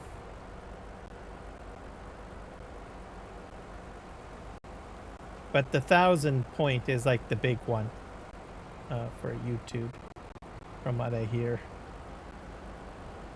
Because then you're like tier 2, I think, for YouTube monetization or partnership. So I don't know if they send me anything. That would be kind of neat if they did. Here you go. You're a great person.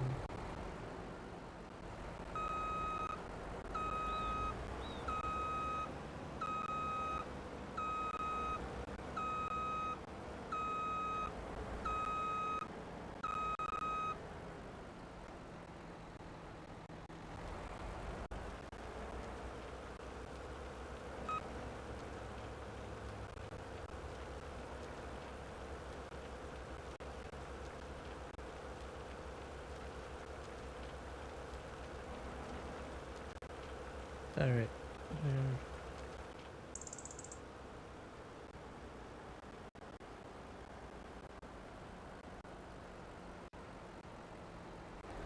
Okay, we're gonna head down here. Fill up the rest of this.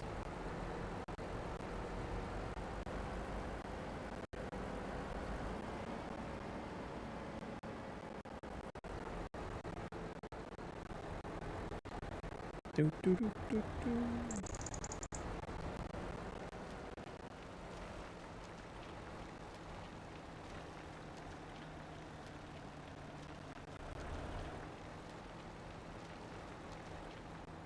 Alright, we got that filled. Hopefully that takes care of all of that. We're gonna just move the, I think, have to move the conveyor belt forward, I think. Get this all picked up.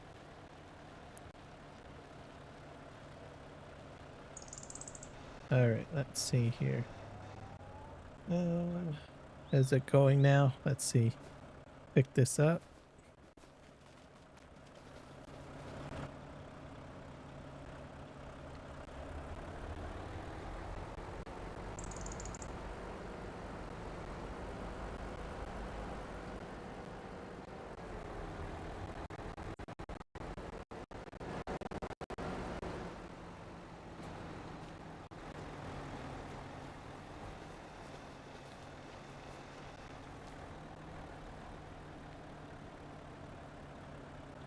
I think I'm stuck. Let's just put this like this, I guess. There we go.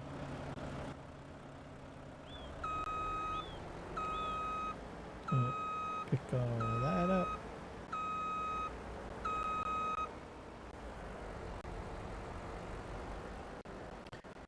Probably have to turn it on too.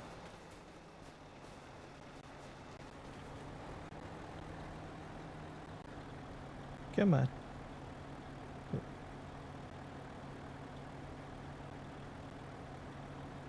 Oh, it's done.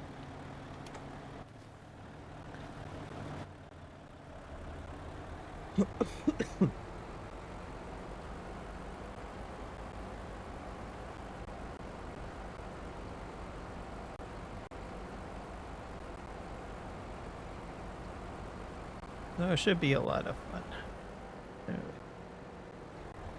Depends on the country where the different tiers are.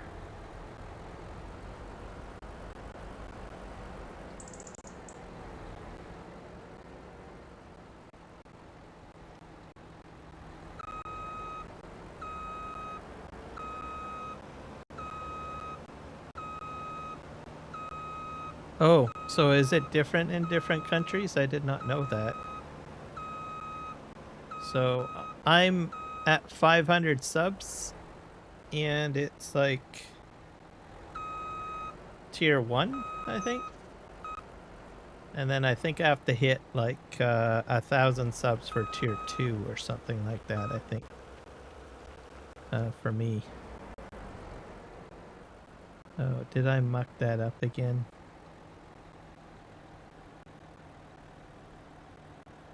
I might have. Hello, Kiwi.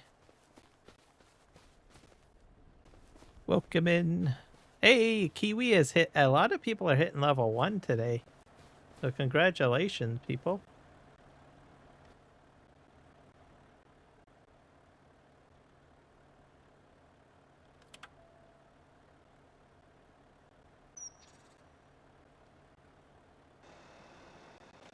Yeah, I made another mess, didn't I? Yeah, I did.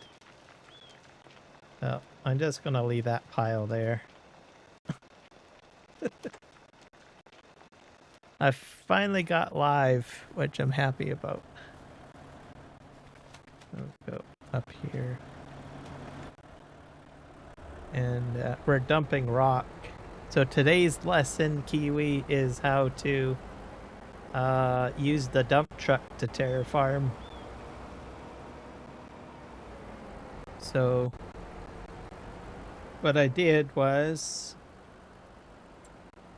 I go in here and I calibrate to the surveyor that I want, so you just go calibrate, select your your surveyor. There's 2 because I'm using 2. And you hit apply. And then we go in and you want to have under the advanced settings, you want allow grading up and you want force nodes on. And then you can change your texture color that you want it to be. I like gravel, and enable painting. And then material, I set it to stones because stones are quite common. And then you enable material on, enable discharge on. That's important. So then your machine is set up, and then you just need to put material in here. Let me go get our material. It's a good thing. It's a very good thing.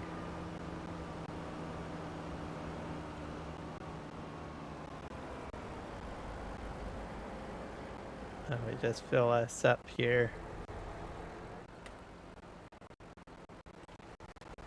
I've gone through half of the stock of stones. So this is for grading by discharging. So discharging material. So this would be stones, in other words. So you got your dump trucks setting set. And you've got your stones. And then you go to your place that you want to be at. So I gotta go down the road here. And this function was never in FS22, to my knowledge. This is really new with terraforming. So we're just gonna head down here and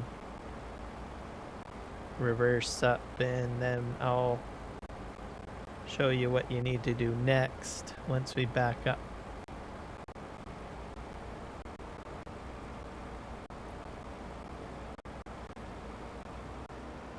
So we'll just spin around.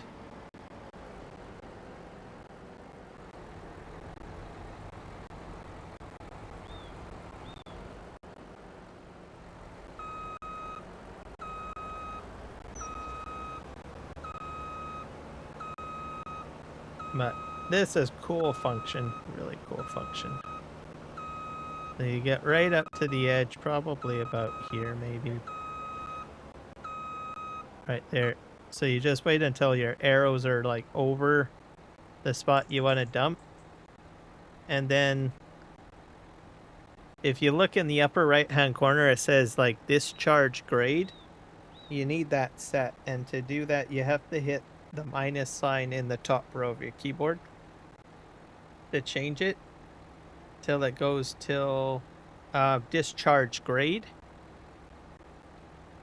Because I'm doing it at grade, right? And then when you're ready to go, you hit the O key on the keyboard to turn Terraform on. And then you just do a dump to ground, which is like Shift I on your keyboard. And then you just slowly back up. And then the sand as it's coming out, or the stones come out, it just makes the road larger.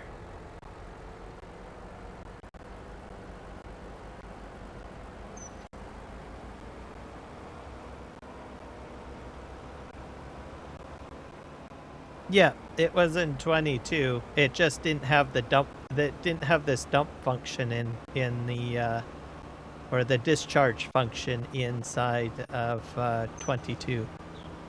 So dump trucks are a new thing that can, you know, start doing grading.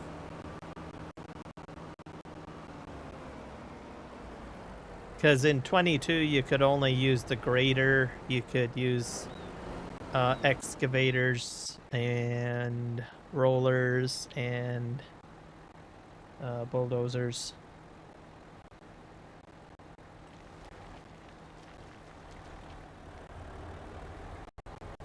But now the dump truck actually has a function, so other than moving material around, I should say, which it does a very good job at. I don't want to say dump trucks, well, they're limited to just dumping. They're not important. But no, they're important.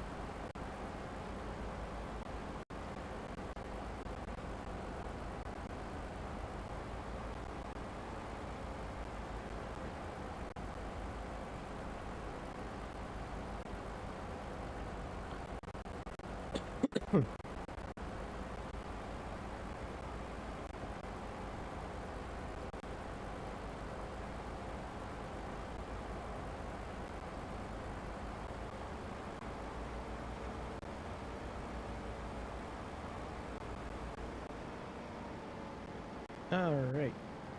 I'll turn.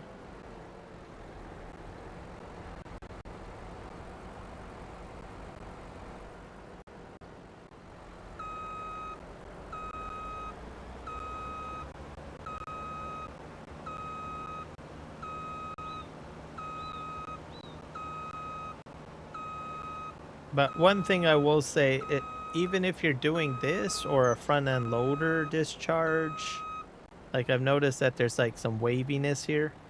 Have a bulldozer or a grader on hand so that you can just go over it.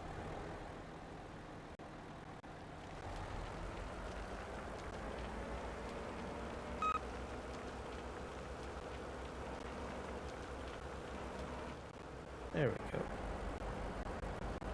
Slowly expanding the road.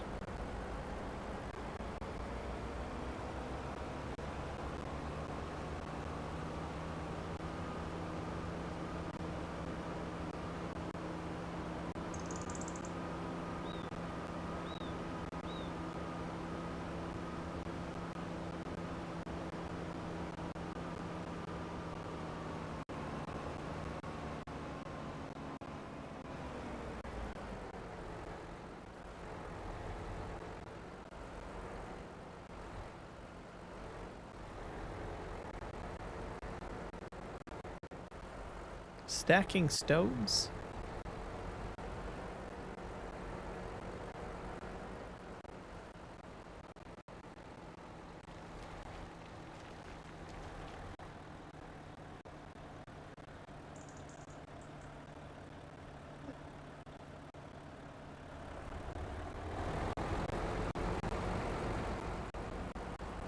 Oh, I could see that happening.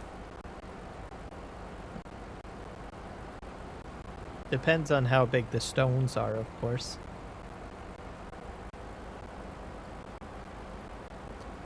Like, is it loose stones like this? Like what I have here? Or is it like some sort of decoration stone?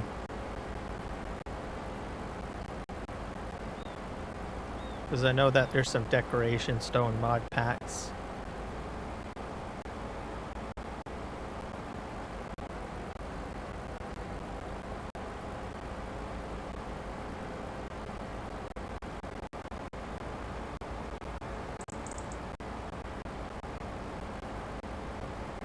But I know that if you're talking about loose sand like this, you're probably talking about a berm. So you make a large berm and of material, and then you put the excavator on top of the berm, and then you start loading trucks.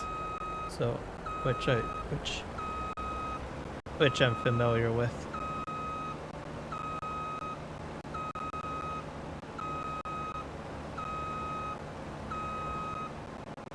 Yeah, let me just back this up here. Yeah, this area is a little bit uneven, but that's okay.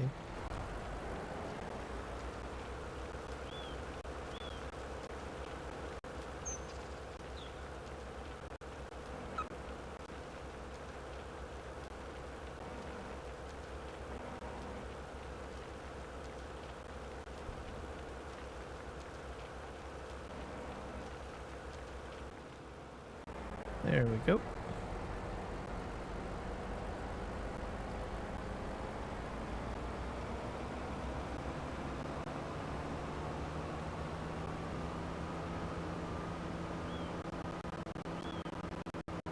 I don't have much more material in here.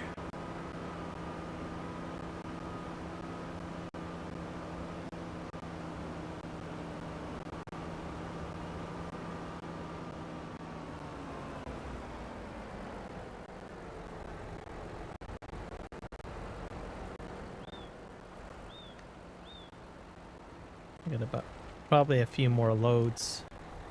Once this is empty, we'll switch into doing something else probably. So, a different task of some sorts.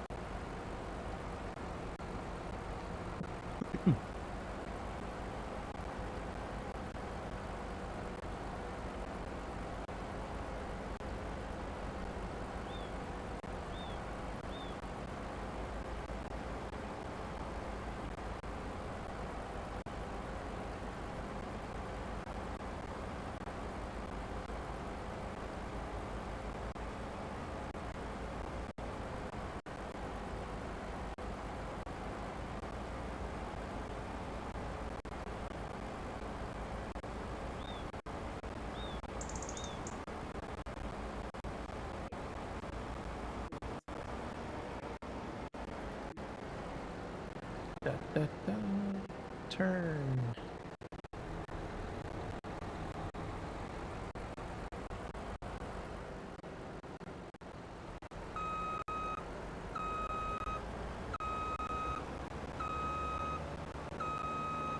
I'm gonna probably go right up against the edge here and start backing up. Probably about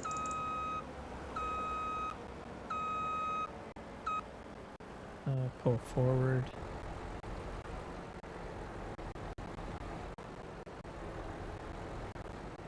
And go.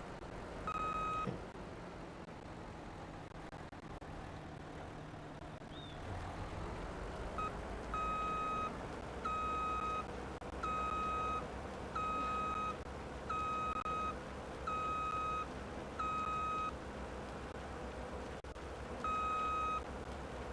Only raising this up.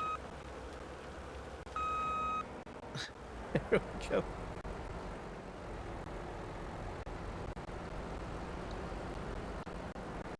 Definitely we'll have to go over it with the bulldozer again just to get some of the wrinkles out.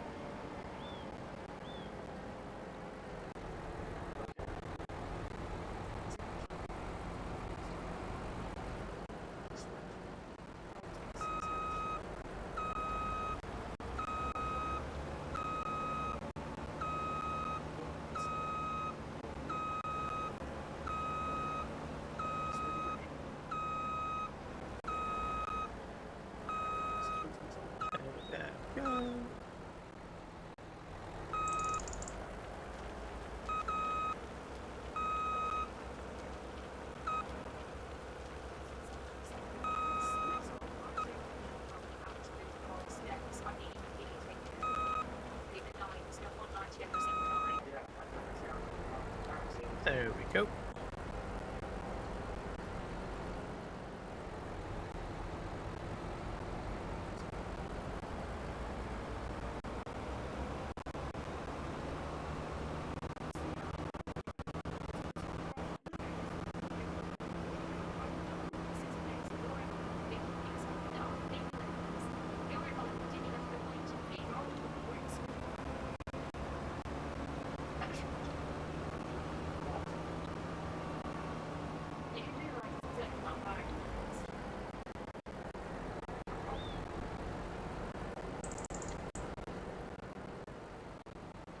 About 220,000 stone left. Almost out. And we'll get more material at some point, which will be in behind this wheel loader, I think, is my suspicion. Because I'll have to start making the track go that way. Is sort of what the plan will be, I guess.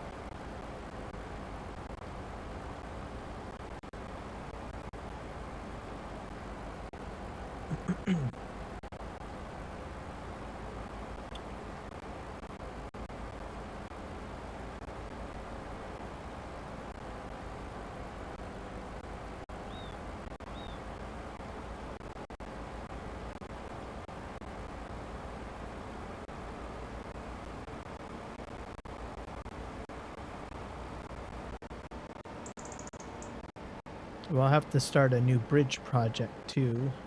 Whoa. Oops, sorry, Mr. Bulldozer.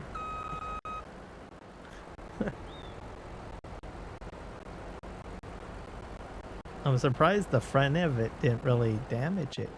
It seemed like it glitched into the back of the bulldozer a bit. Maybe there's no collision on the front or something.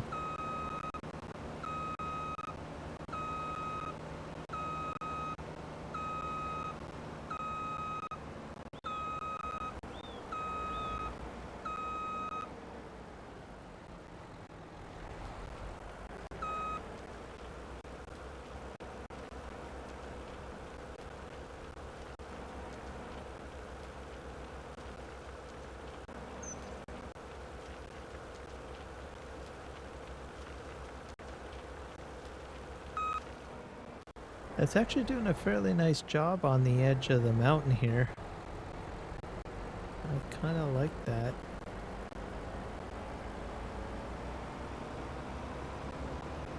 A lot cleaner than the bulldozer, that's for sure.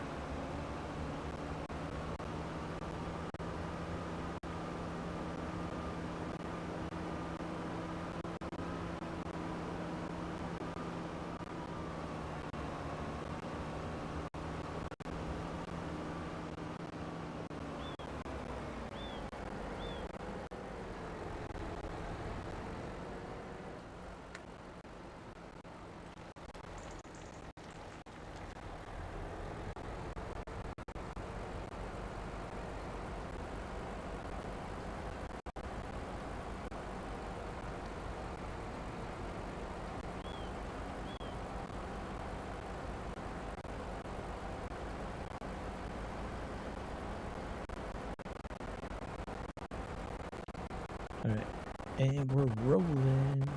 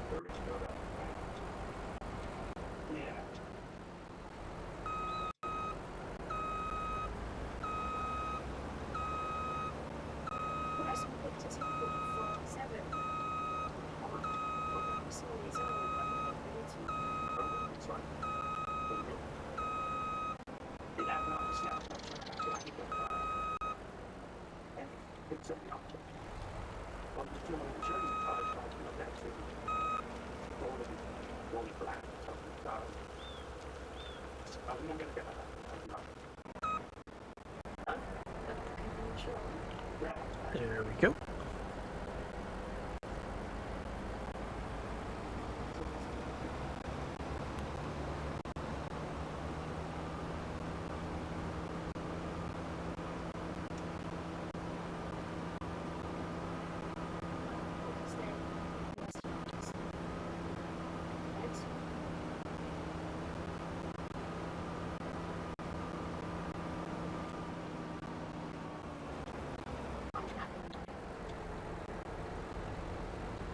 How much more do I have in here? Let's see. 100, so a couple of more loads, probably three more loads? Yeah. And we'll be all set.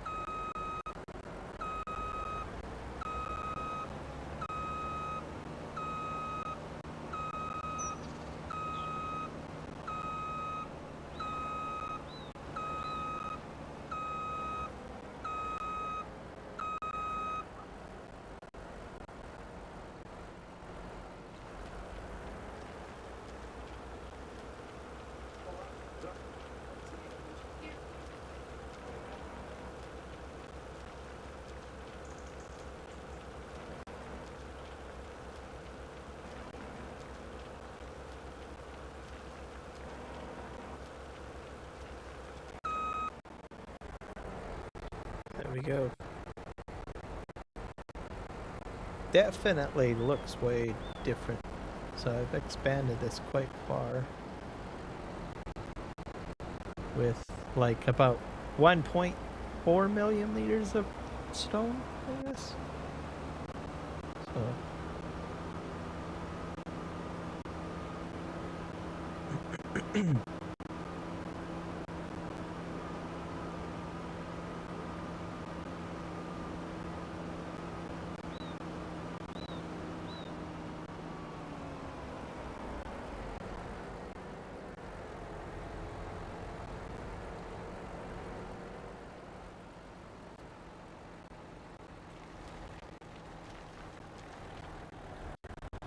there should be like one more load, I think.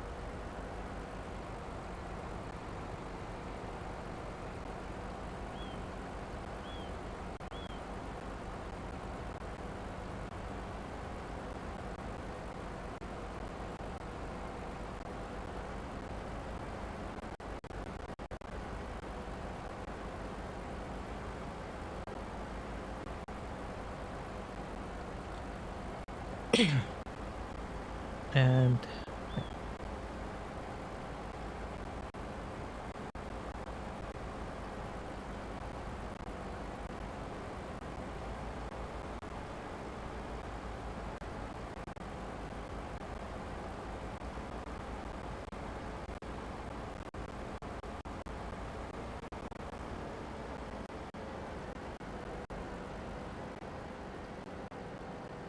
all right, let's turn this way.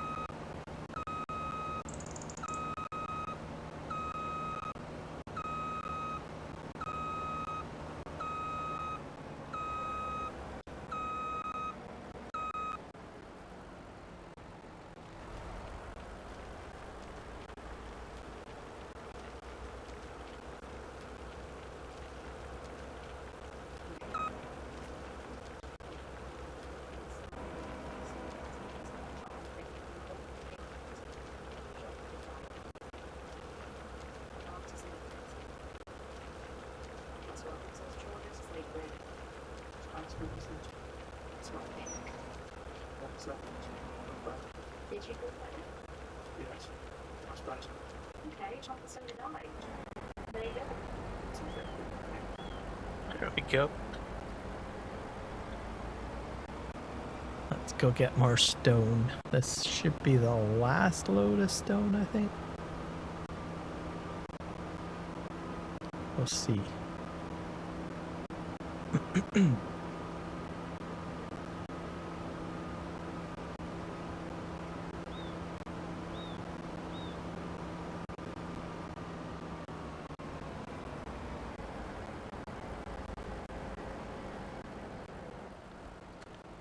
Fill up 28,000. There we go. Last bit. Not too shabby.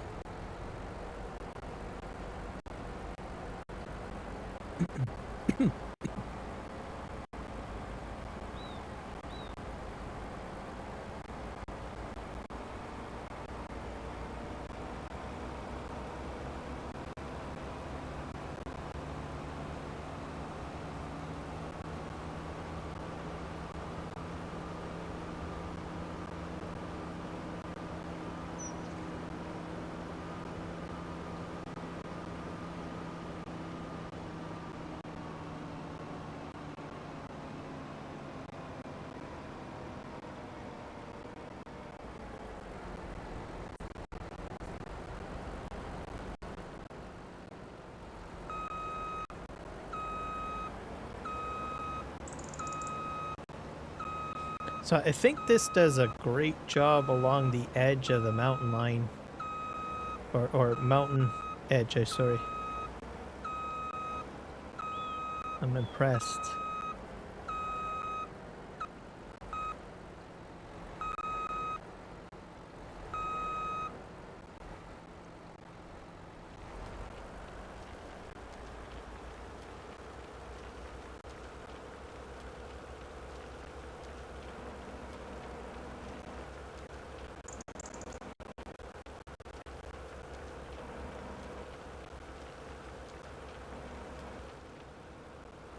There we go.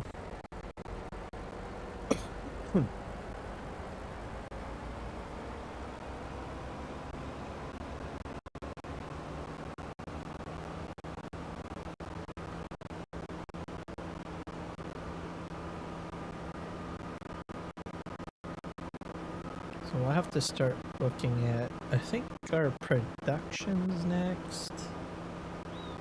That's probably our next priority.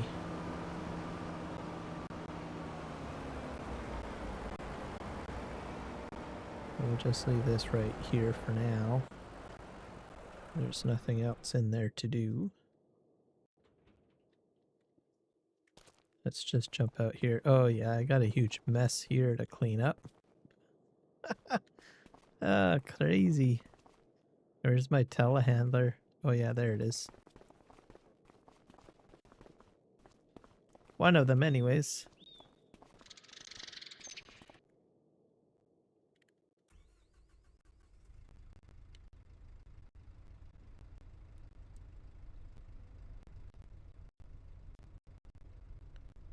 Let's see here.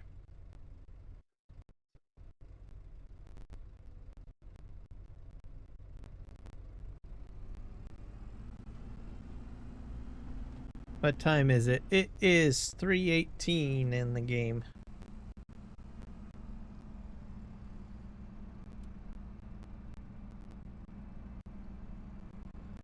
Yeah, that'll probably be next, as well as excavator. Because I will have to chop the mountain away to get more product. So, and then fill the storage up again.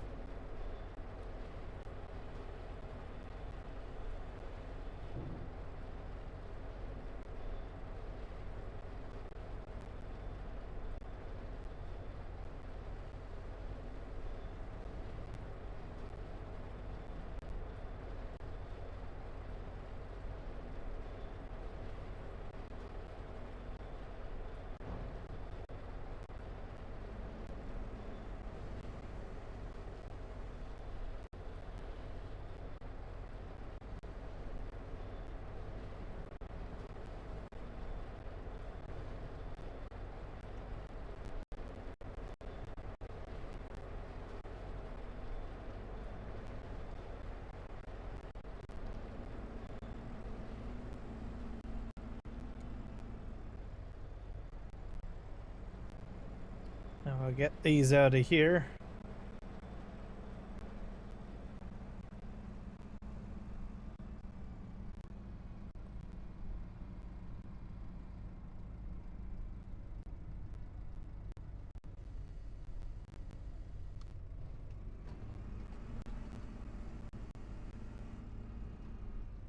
Spin around.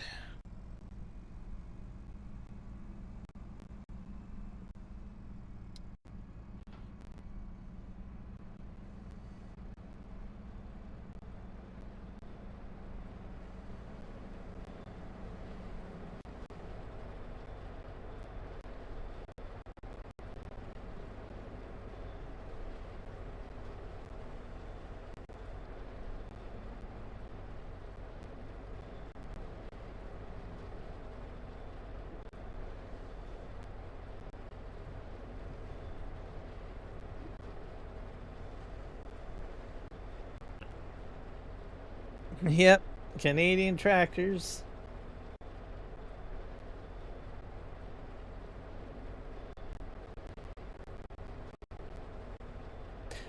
That's another thing too. If my memberships increase, which will happen at some point, I can create some more emojis. I'll get there. Oh, I wonder if I can gift emojis. I think they took that away. Yeah, they did.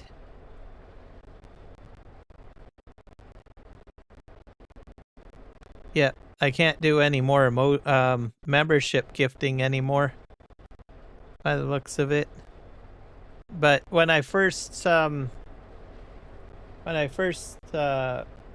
do you call it, became a partner, I could do 10 memberships free a month and gift them out, but it seems like YouTube removed that function.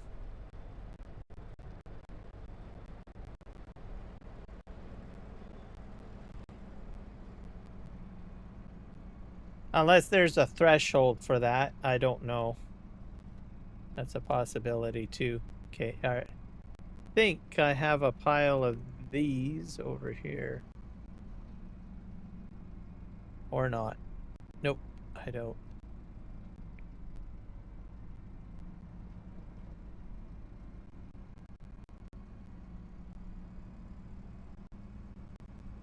This is cement. More valuable product out of that cement factory.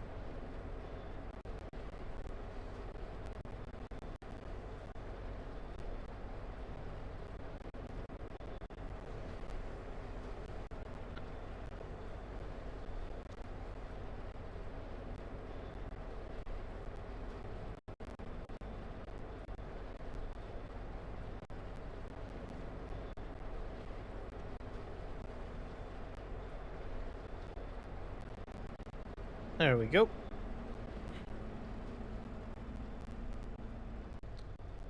And then I got one more cement to remove. And then I'll have to check the conveyor belt to see if it's actually feeding material in.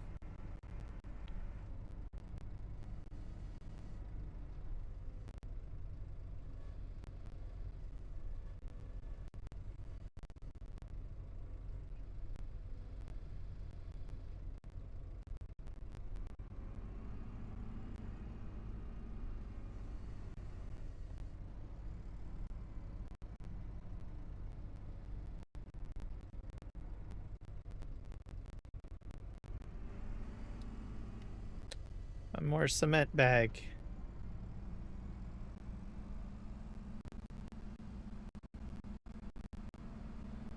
I'll pick this up and we'll get her going.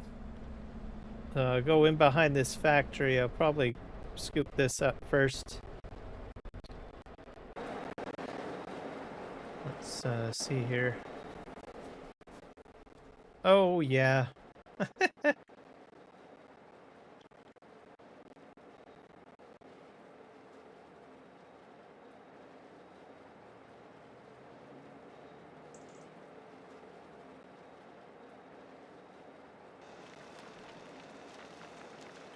This is the modded one.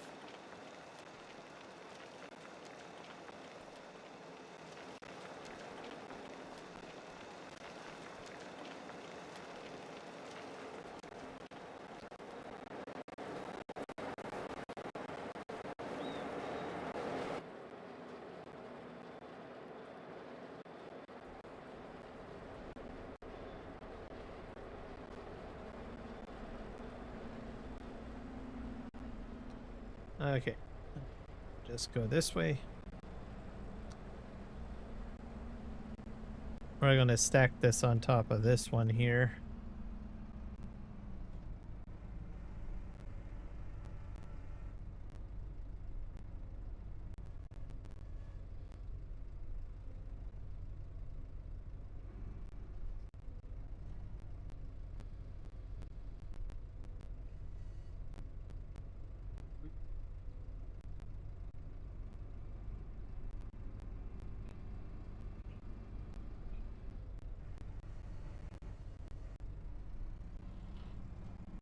We'll just head this way. Have to fix our flower factory situation.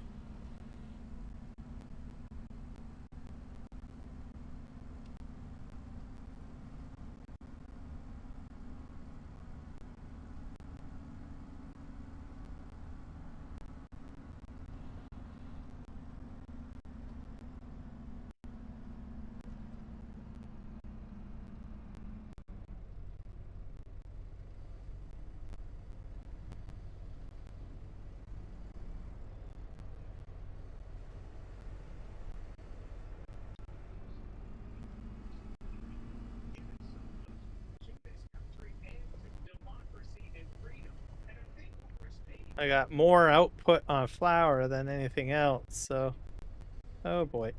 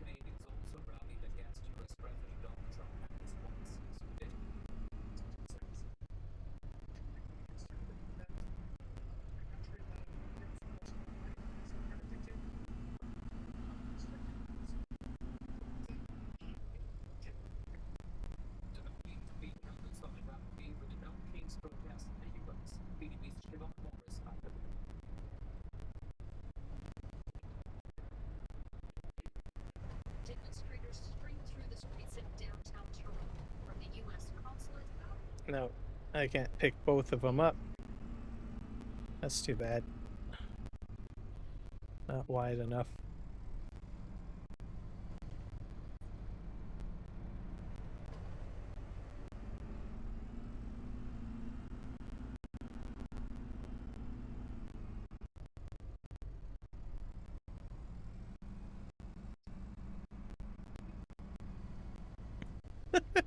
So much flour.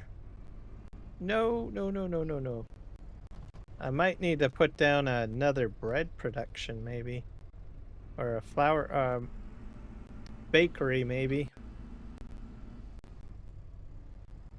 I think I might consider doing that.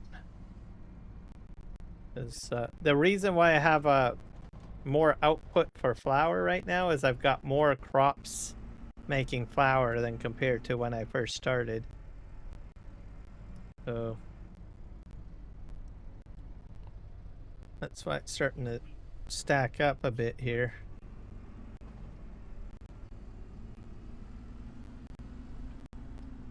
But I think another flour factory might, or another bakery might help.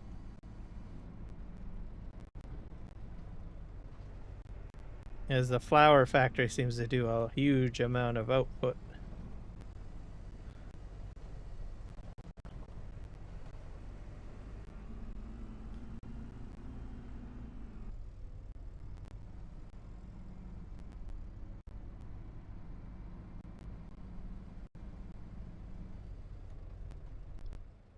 Let's just do that. I need to move probably that out of the way.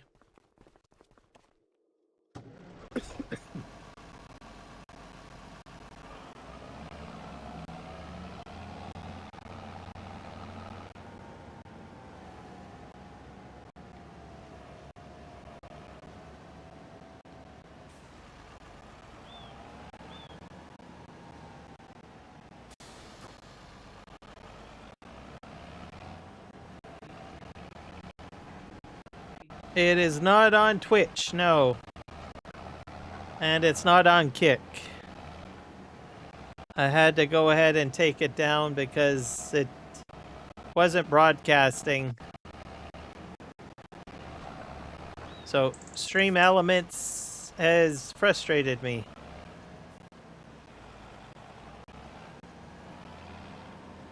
I've got one more thing I'm going to try with it, and then I'm just going to give up on Stream Elements version of multi-streaming and go back to Atom. Yep.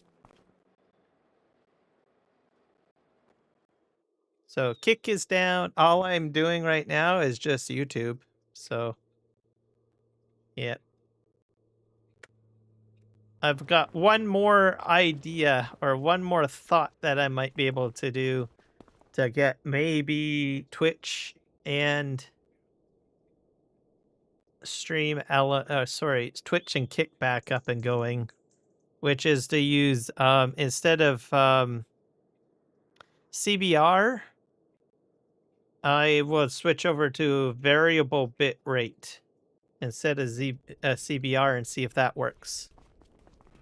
But I don't think it will work.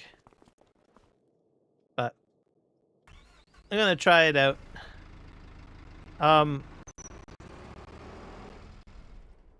So what Stream Elements needs to do is add functionality into the plugin that allows you to set bitrate and resolution for each of the canvases that you plan to use. So, because when you multi-stream, you're going to have basically multiple canvases, essentially. Your vertical and your horizontal, and you need to have a way to say, hey, I want this aspect ratio of 1440p to go to YouTube. And I want this resolution of 1880p vertical to go to YouTube for vertical, and then I want 1080p going to Twitch, and I want 1080p going to Kick. So unfortunately, it doesn't seem Stream Elements has a way of doing that.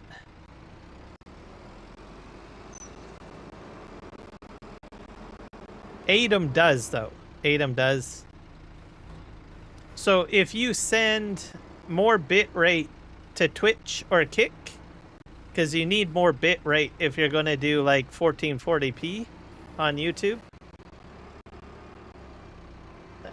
it just chokes up and barfs. It says, you're sending me too much stuff. You filled me up too much. So unfortunately, Twitch and Kick doesn't like any more bitrate thrown at it. It gets overwhelmed and has a hissy fit.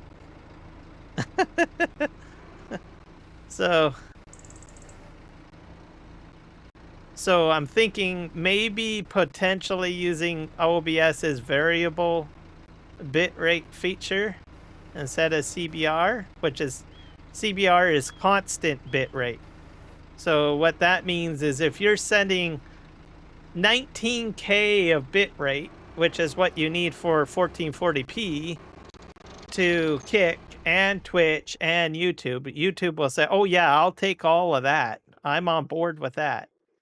But if you send 19K worth of bitrate to Kick and Twitch, it says, oh, no, that's too much. That's just too much.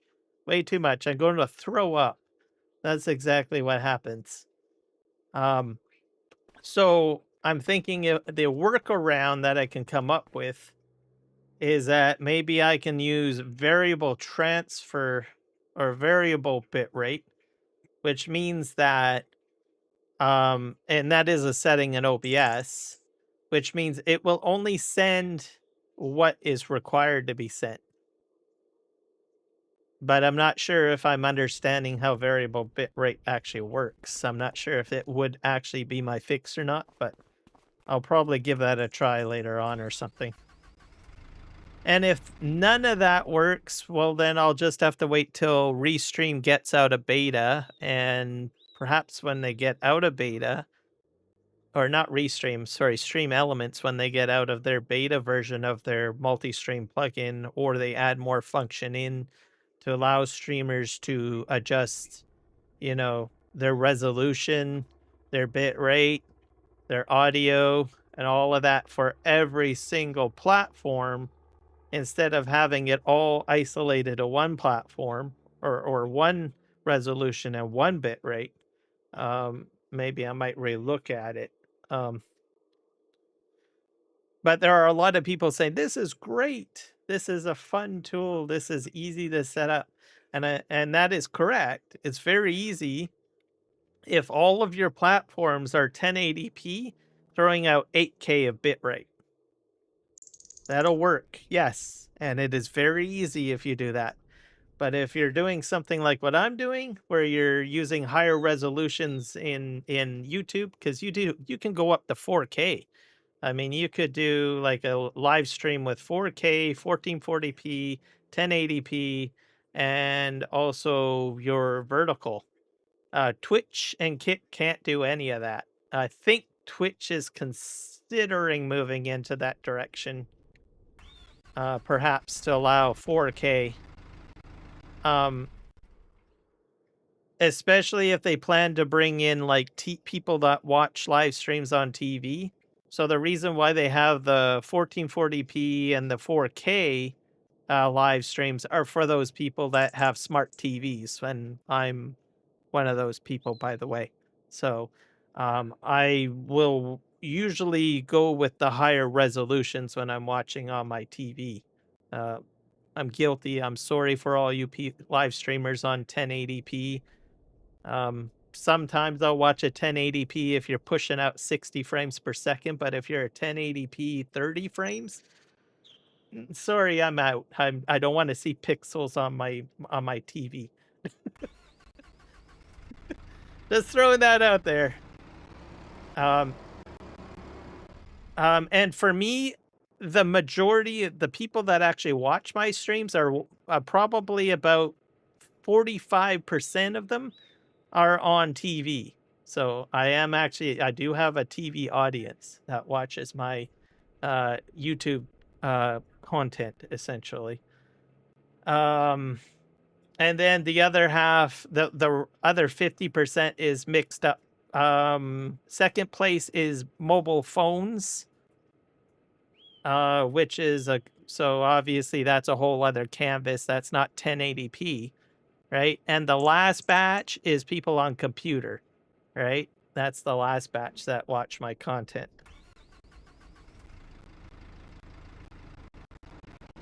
So I have to ensure that I get my vertical, and I have to get my my TV viewers, essentially. So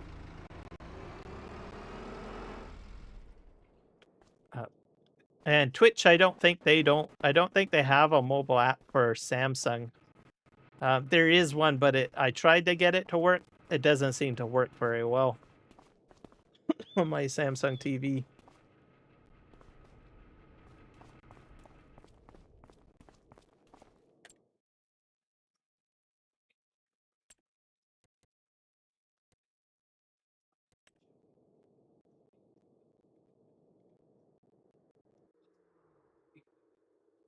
But for me, when I watch, most of the time I'm watching 2 times.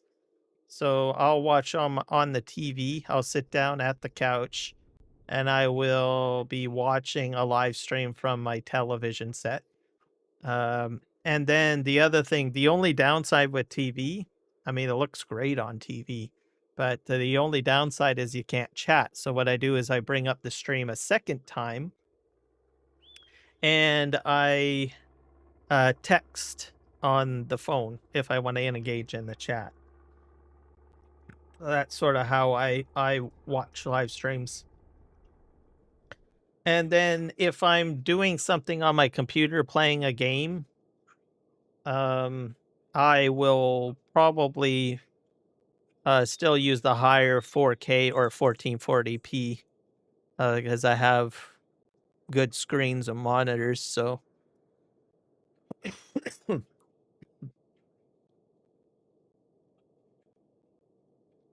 but most of my viewing is all on TV. So, but like I said, if I'm doing a video game or maybe I'm working on a project on my computer, I'll have a live stream on my second monitor, listening and watching while I'm using my main monitor for my game, or doing whatever project I'm working on, which is usually something YouTube related, like thumbnails or video editing, or I don't know. Bob's your uncle on that one. Let's see here. That's the bakery.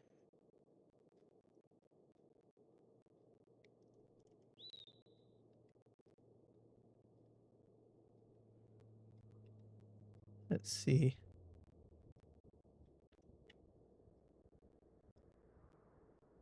How do I got this set up? Oh, I see.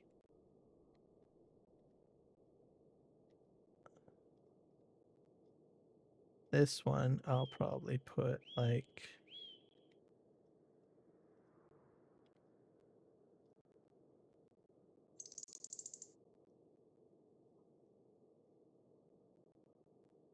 I'm gonna space it out a little bit.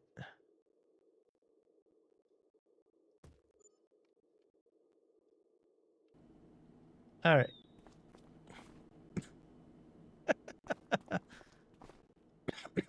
I wonder if I can set this to distribution. Probably will do that. We'll auto distribute.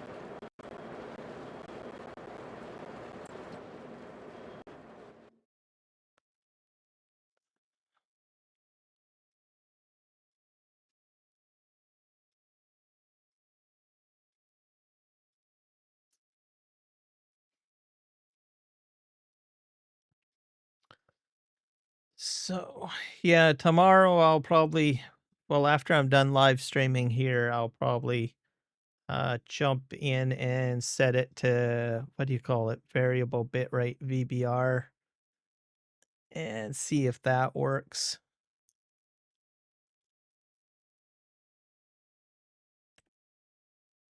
Okay, let's set this to, I don't like that coming up.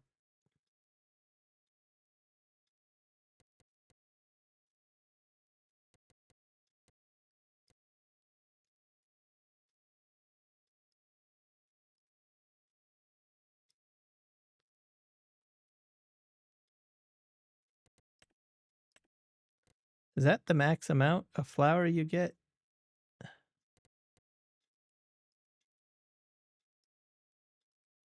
Okay. My farm.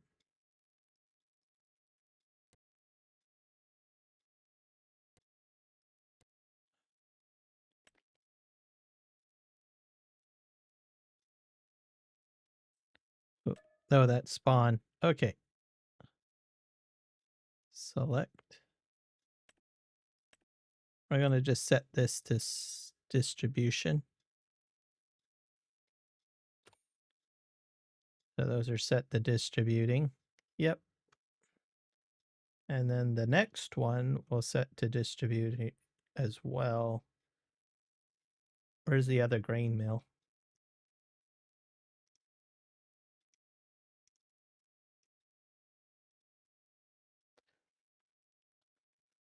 Cement factory. Yeah, actually, they're both set to that. All right. So that's, I've only got one anyway. So this one we will turn. Oh.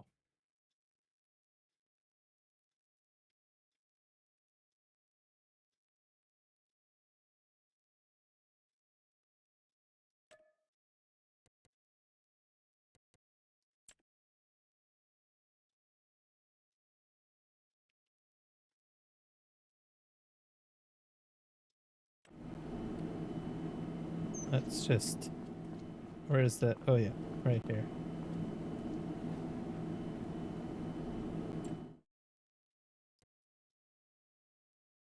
Activate. There we go.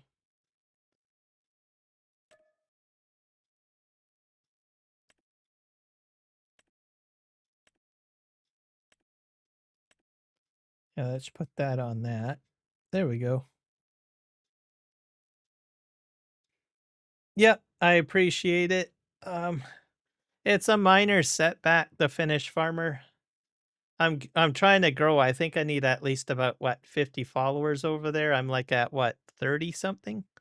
So I'm not stopping Twitch or Kick or whatever, all of that stuff. I'm just having a temporary setback. Let's just put it spawn. Yeah, we'll set this to spawn too. There we go. That's rice flour bread. There we go. Oh, I guess some of this is coming out. Oh. Move this over here.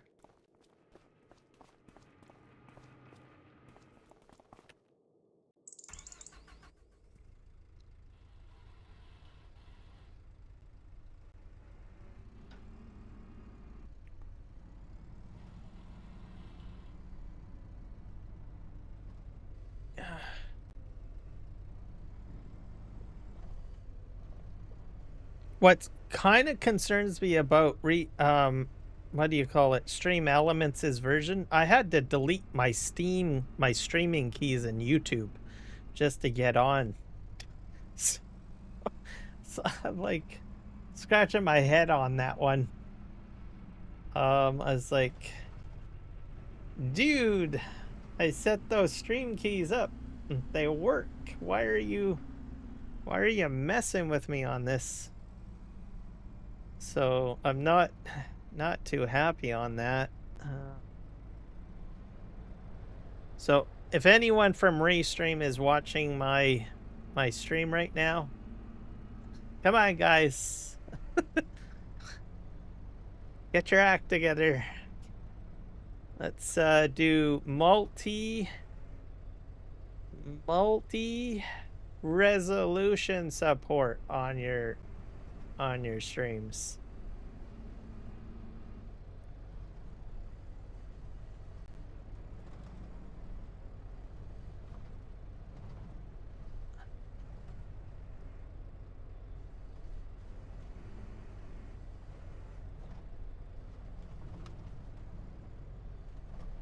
Because ADAM is kicking your butt. That's all I'm going to say.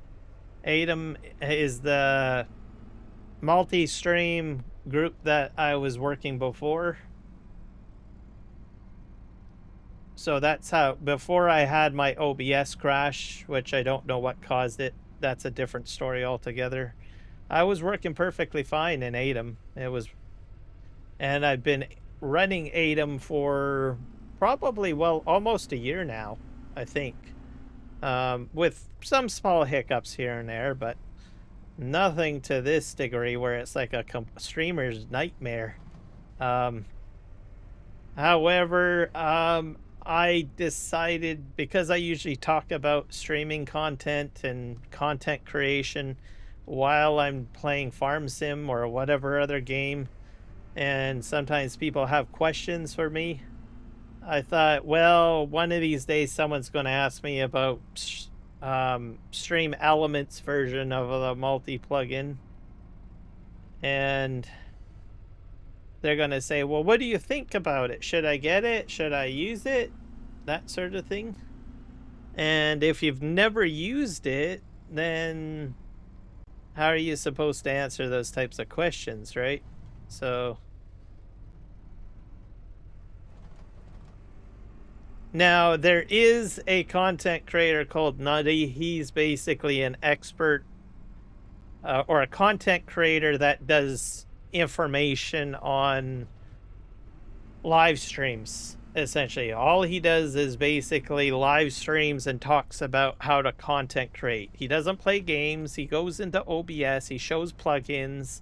He shows streaming tech, all of that stuff. I'm pretty sure some of you content creators here that are watching me now probably have seen content creators that just focus on the streaming business and have nothing to do with games at all. And their channels are filled up with other content creators trying to learn how to become a content creator. So I did watch his remarks with regards to this, and he did criticize it, but he didn't criticize it as much as I did. He might be probably a partner for stream elements, maybe, and he didn't want to bash them too harshly, maybe.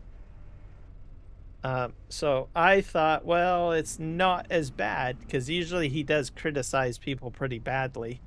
But for some reason, I didn't really take his criticisms to heart and thought, oh, what the heck, I'll give it a try and see how bad it is. It didn't seem like a natural disaster, but oh and behold, I go through this whole process and it's a natural disaster, like a complete tornado went right through my ability to live stream properly.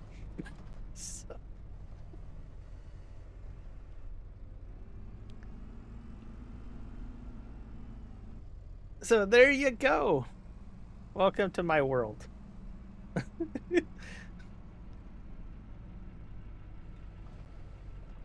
So I'm not impressed. So this is I don't even think I got this mad when Farming Simulator got released, because I know there was a lot of issues like this. This is a whole other. This is, like I said, cow patty bingo. Okay. on this plugin, I can't say anything further because I don't. There's more colorful words I would like to use, but I'm not going to use them. But if anyone is familiar with cow patty bingo, then you know what I'm referring to.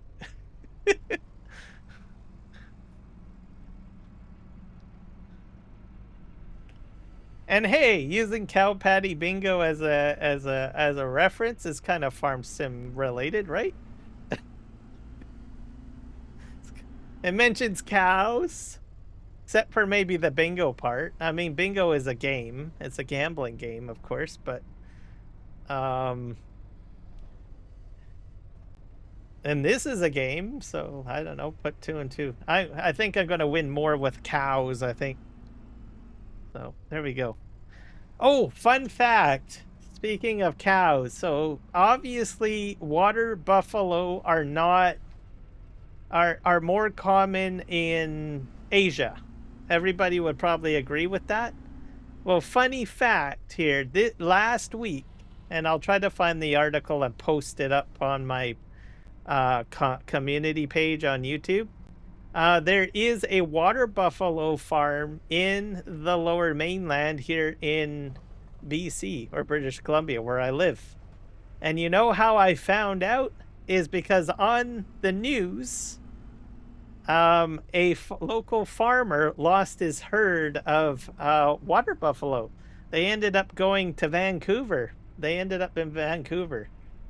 So, and on the city streets, or actually Surrey, I think, which is a huge city basically. So they're like trotting down, I don't know, Main Street in a big city. So I was like, I saw it on the news, and they're all, you know, dark skinned or dark furred or whatever, and I thought, oh, maybe they're kind of a beef cow. And I said, but man, they sure do look like water buffalo. And sure enough, the news person said, yeah, local farmer that has water buffalo has them going down there. Now what's interesting too, what I thought was kind of cool, is that some of their travels, they ended up going through water, because we have some waterways. So instead of going over the freeway or major highways, they went underneath the bridge and through the water. I thought, well, that's pretty cool. I was like, okay. Usually cattle would not do that. Like regular beef cattle, to my knowledge, probably wouldn't really consider going into deep water, I don't think, just to get to where they want to go. Unless you guys want to correct me on that. I'm open up to correction. But the river tributaries are pretty deep. So if I was to go out there, it would probably go over my head, some of the water. So I'm doubtful that a cow would consider going into water that deep. Well, not very common anyways, unless it's a stupid cow. Maybe, I don't know. Anyways, buffalo went swimming in some deep water to get to where they wanted to go.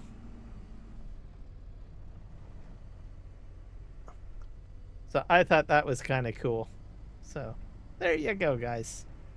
I'll try to find the article and post it. I was going to do it earlier today, and when I was doing my posts, and then I forgot. So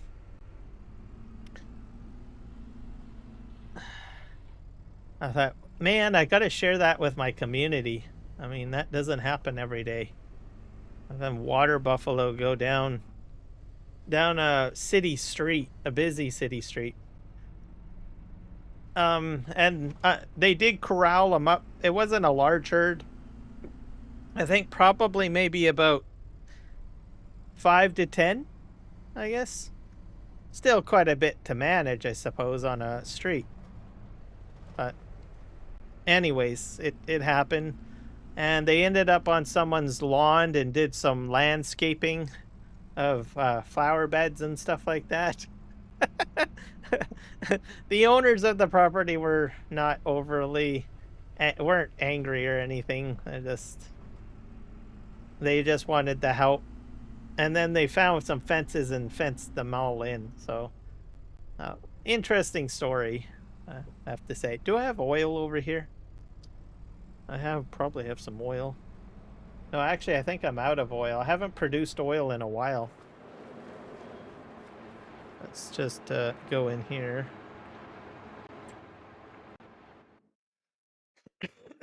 Or maybe oil takes a while. I might have to activate it. Oil does take a while, I find. Yeah, it's still producing. So it takes quite a bit. All right, so there we go. So we're done over here. We'll just go here, I guess. We'll start clearing up some of this stuff.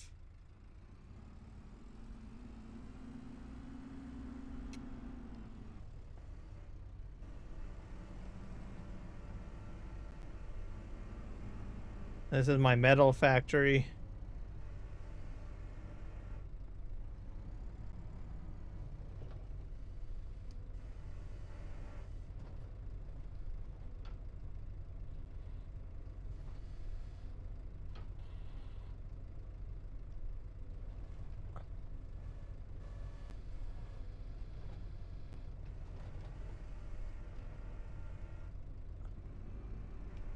There we go.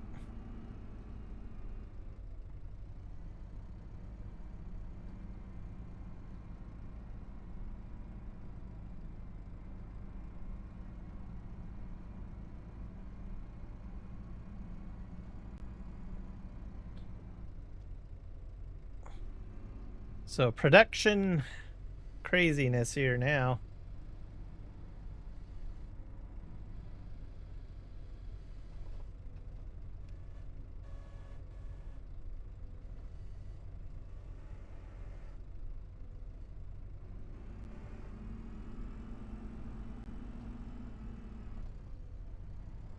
We're gonna just push these back a bit. Okay.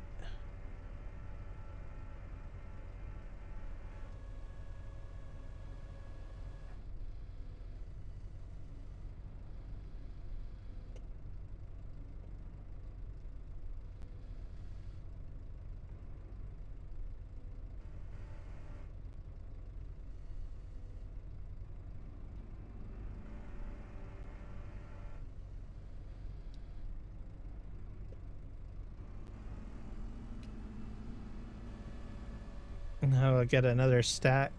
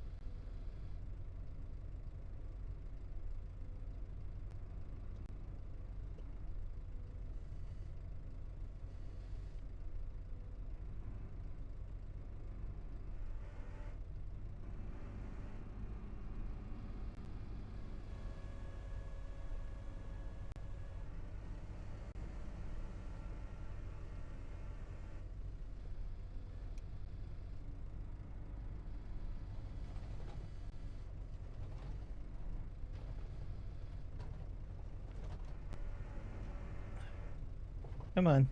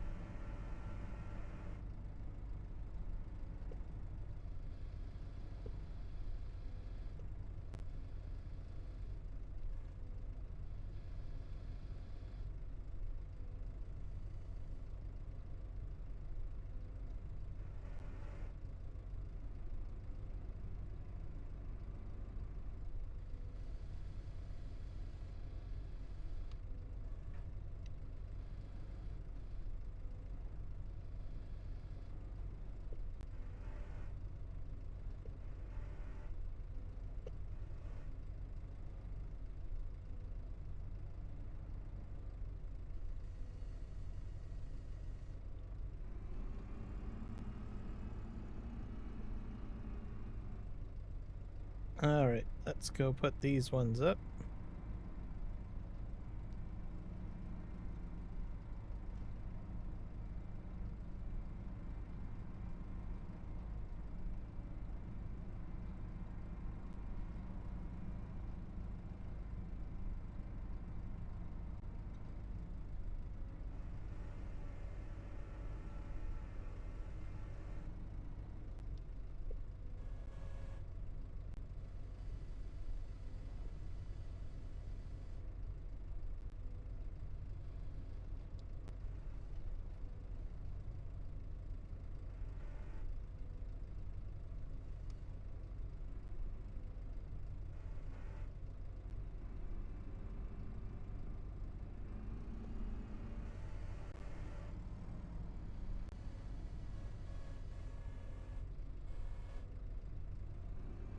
There we go.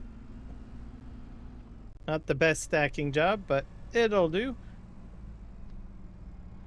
All right.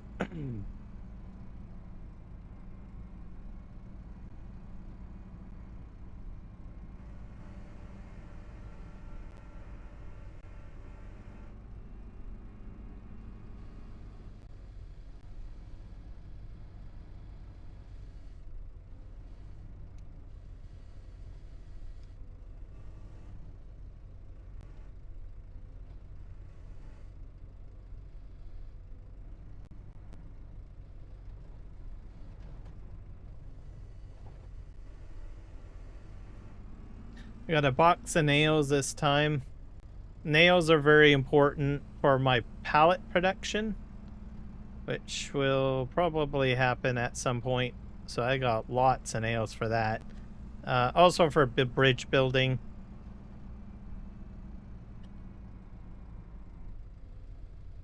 Let's just push these back a bit. Oh.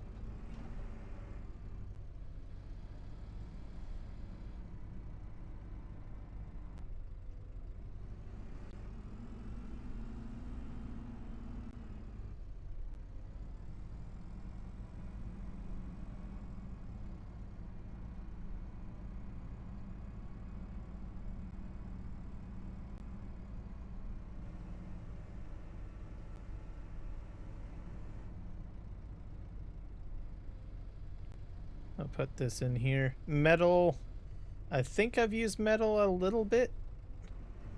Not very much. So I have a feeling most of my metal products are going to get sold. But I'm stockpiling for now, just in case. Some of the projects take a lot of material, so especially metal. Metal definitely is used a lot in a lot of projects. I just picked that one up individually. Oh, great. Another. Oh, and I got another metal over there.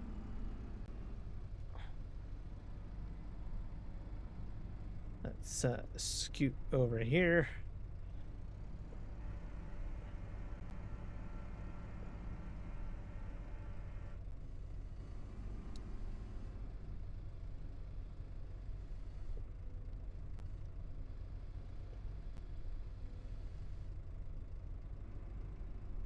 No.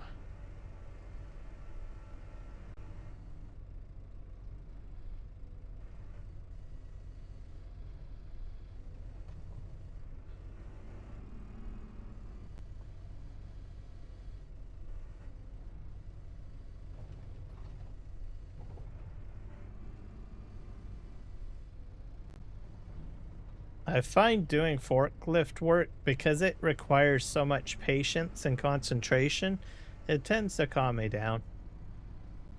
So maybe that's why I like logging, because that's another one too. I know people get frustrated with logging, but I find that it mellows me out, because you literally have to have a lot of patience and focus.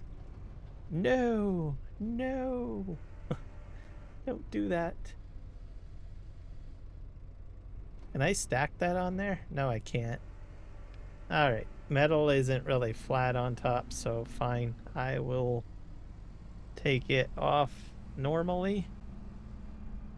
I was going to try to double stack.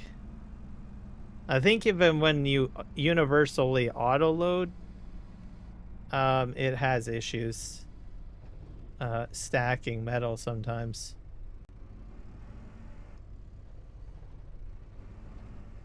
Let's just push this back now.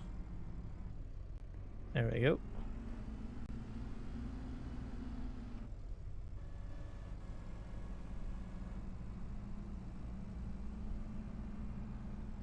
I might have to get storages set up for this. For now, it's a small amount, but we'll see.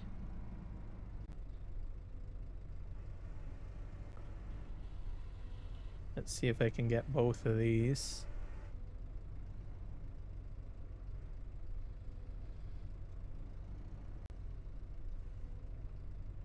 I got nails. Yep.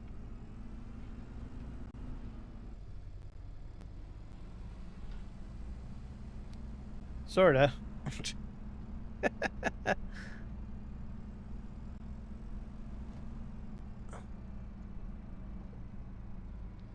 All right.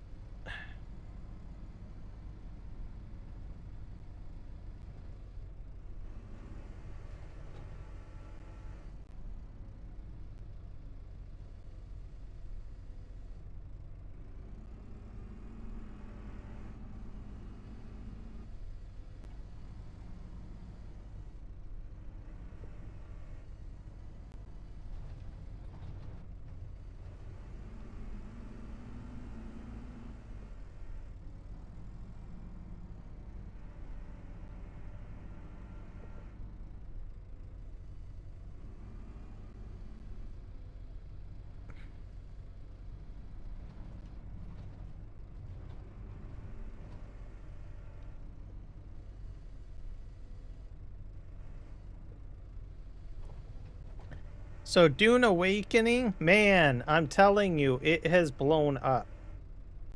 I mean, there are content creators just streaming that game like crazy. It's like, even some people that, you know, I look at their channel and I'm like, I can't believe you're playing this.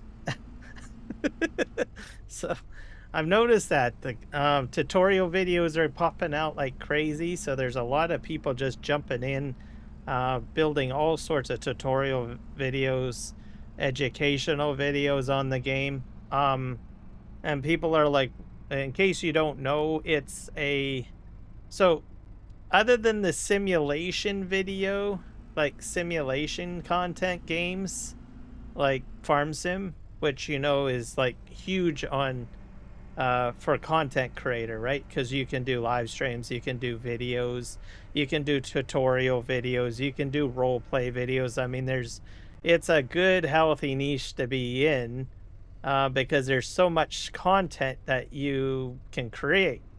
Well, now you guys have seen Dune. You've probably seen some of the stuff that I've done in there. It is in the survival niche. So when you're usually, in some cases, you know, you might see Call of Duty or something like that. That's just a first-person shooter. This is completely different. It's in the survival niche of games. So you need to know, you can do tutorial videos on base building. You can do, you know, tutorial videos on especially base building. Yeah, or production trees in there. How do you make this? How do you do that? You can do content videos on which set to have, like armor set. How do you fight certain enemies? So you can even get into combat content creation videos, like how do you fight this mob? You can also do map review videos on there. Like different parts of the map. Where do you find certain dungeons? Where do you find certain bases? All sorts of stuff. But there's tons. Also review videos on weapons and let's see, armor sets, and also on vehicles. Content videos on different factions.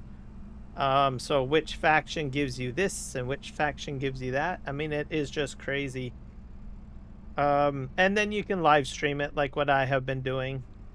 I've been particularly paying attention to more or less tutorial videos on how to base build, because I will tell you one thing.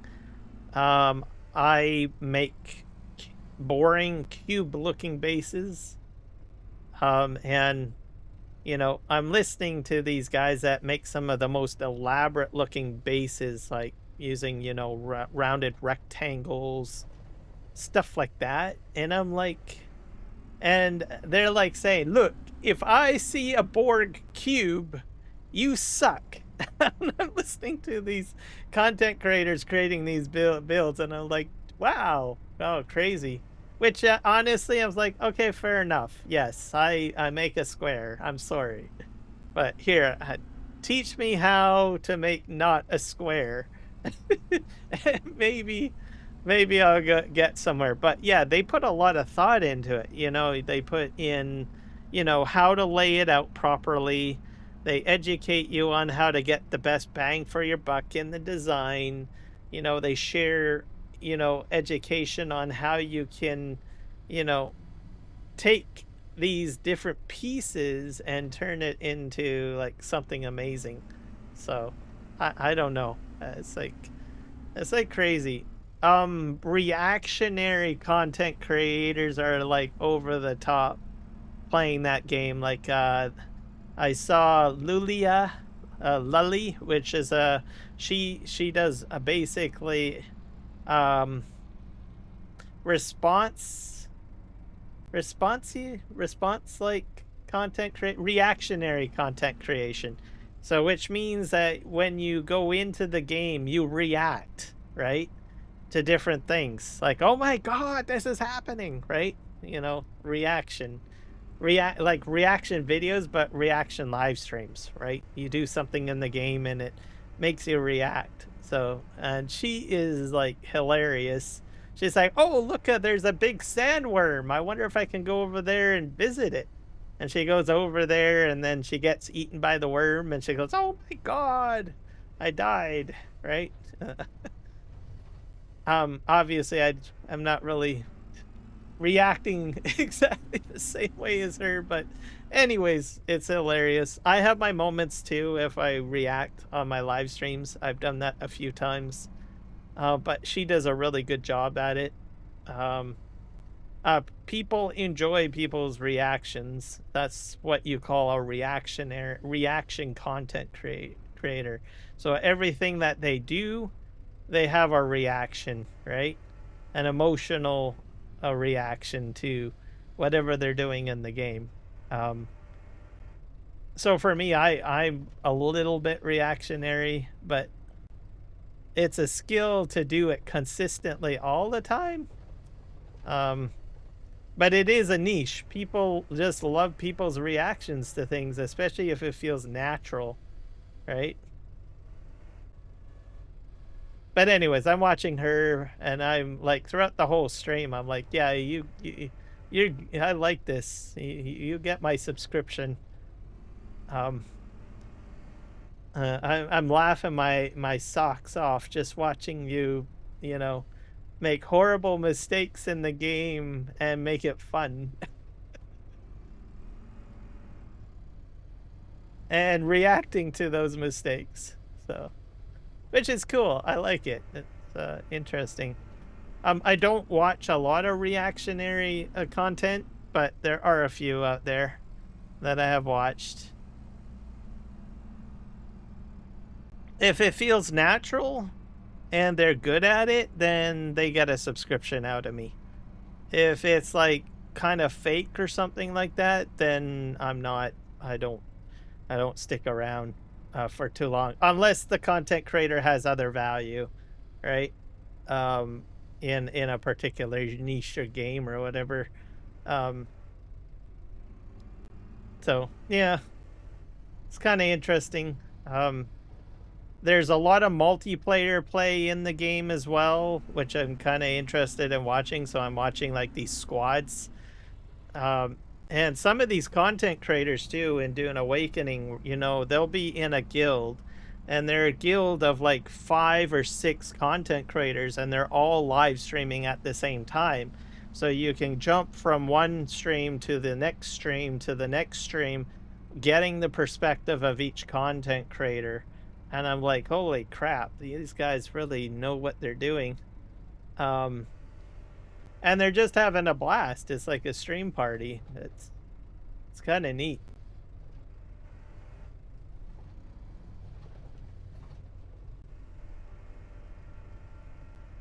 And it's interesting, like I've watched other survival games, but it's usually one guy live streaming. So it's actually seeing like about 5 or 6 content creators, in the same guild, live streaming the same content, working together on the same project. I think that's interesting, especially for a survival game.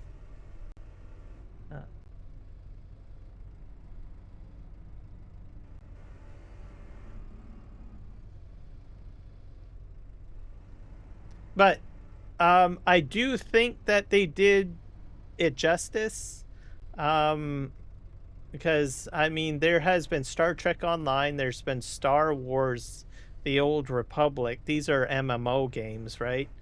And I think those Star Trek Online has done all right. I will say that their initial launch I played and I think they did okay, but then they had some moments where it just didn't go very well. And then Star Wars The Old Republic, well, I played that. It was great when it came out.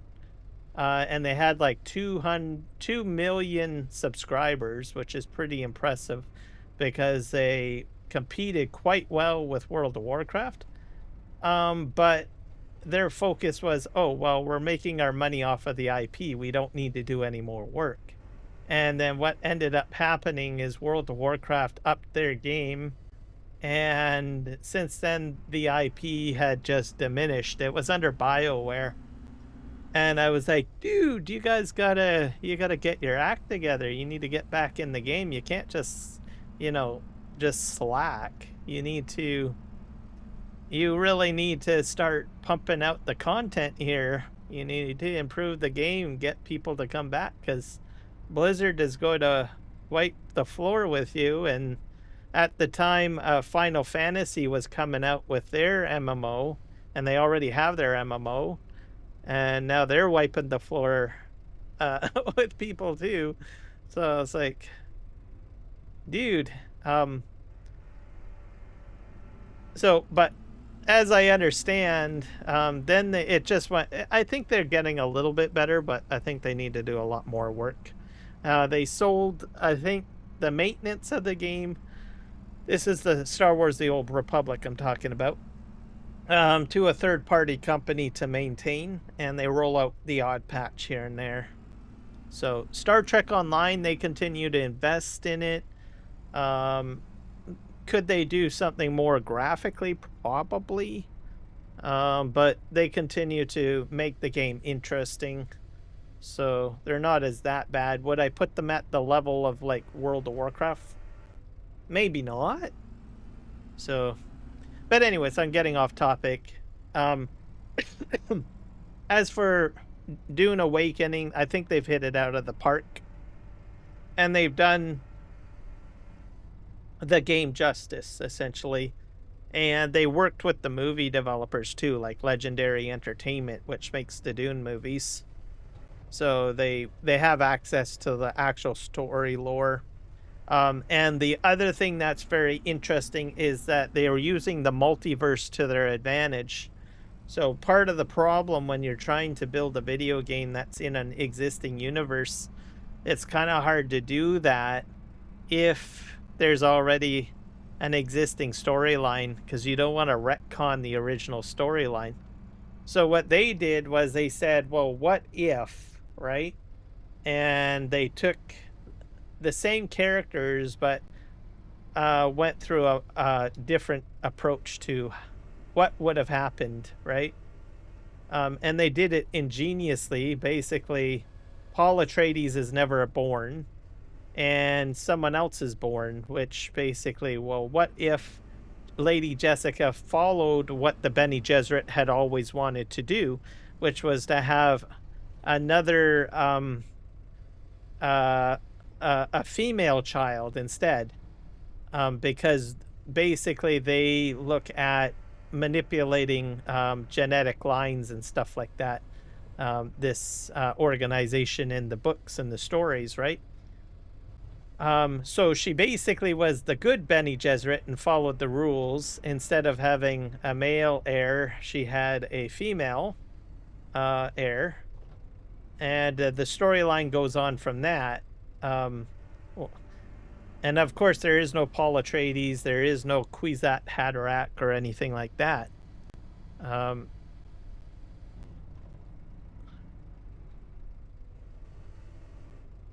Which falls in line with basically the story of what the Bene Gesserit wanted to do. I think what their plan was to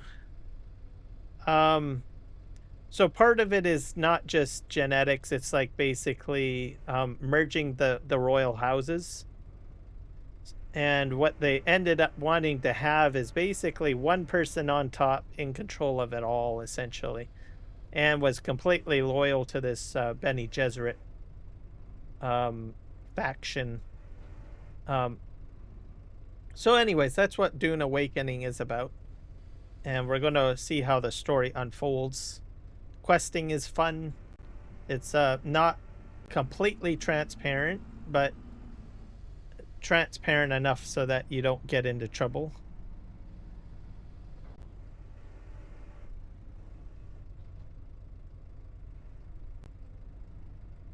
The only concern that is I don't know if I'm going to be able to experience the end game content very well.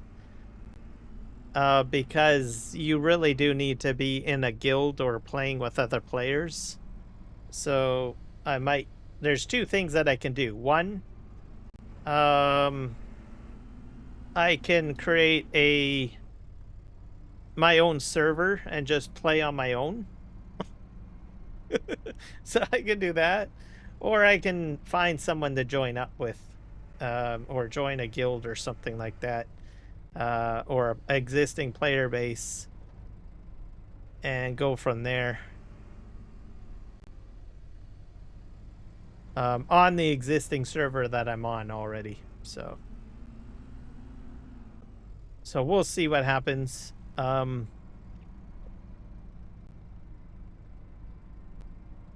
But yeah, when you get into like the deep desert, it's all PvP.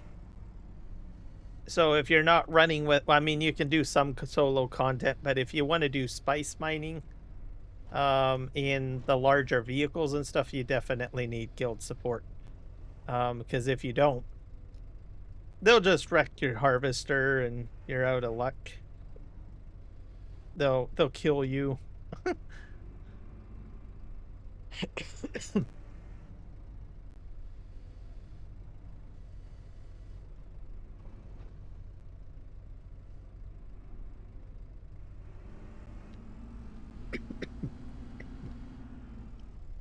It's very multiplayer and squad focused, essentially.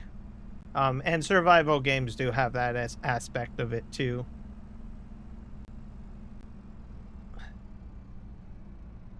All right.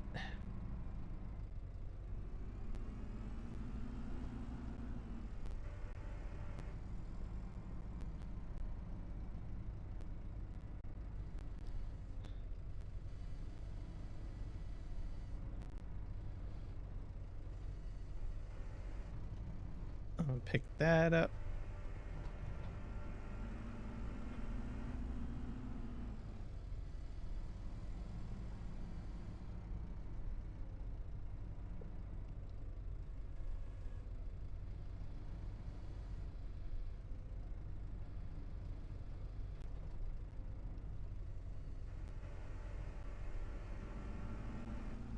There we go.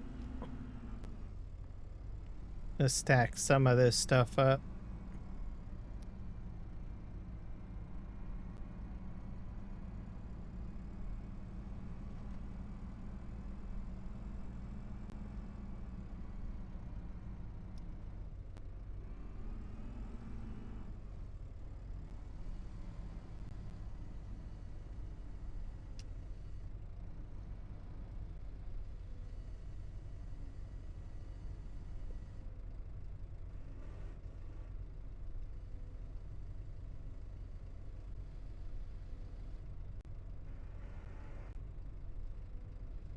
Oh.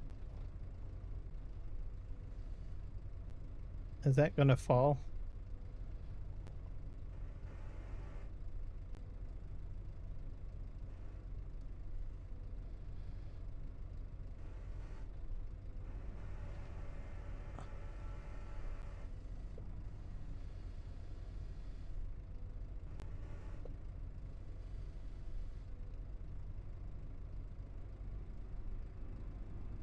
Nope, it fell. Oh well.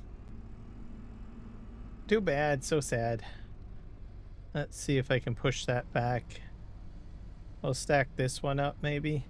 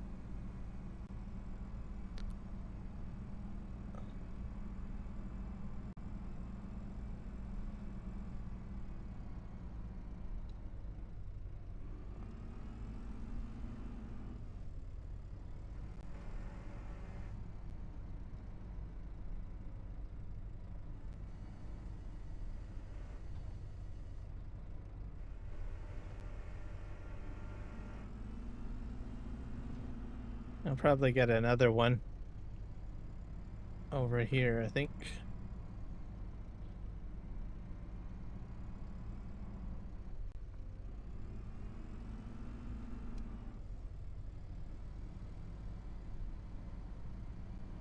Let's pick this up here.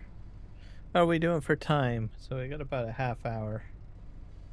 And then we'll go and connect up with Kiwi.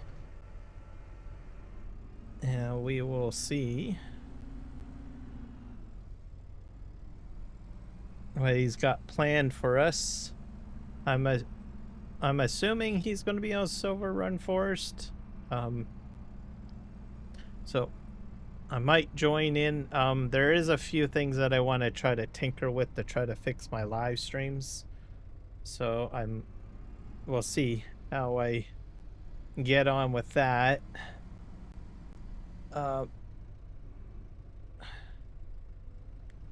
Because I want to try to fix it before I forget, because I have a few things I want to test.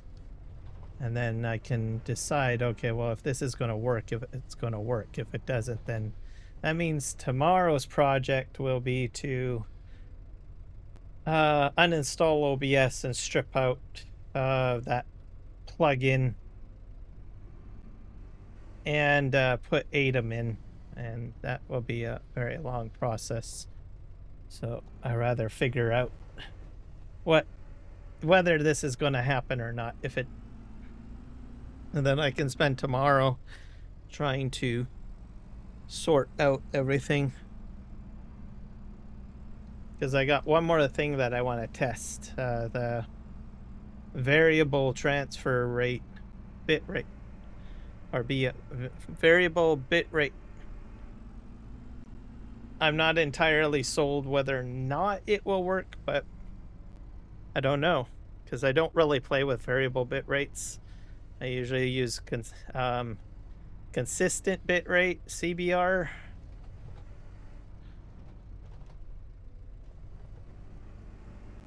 And people are like, what the heck are you talking about? Oh.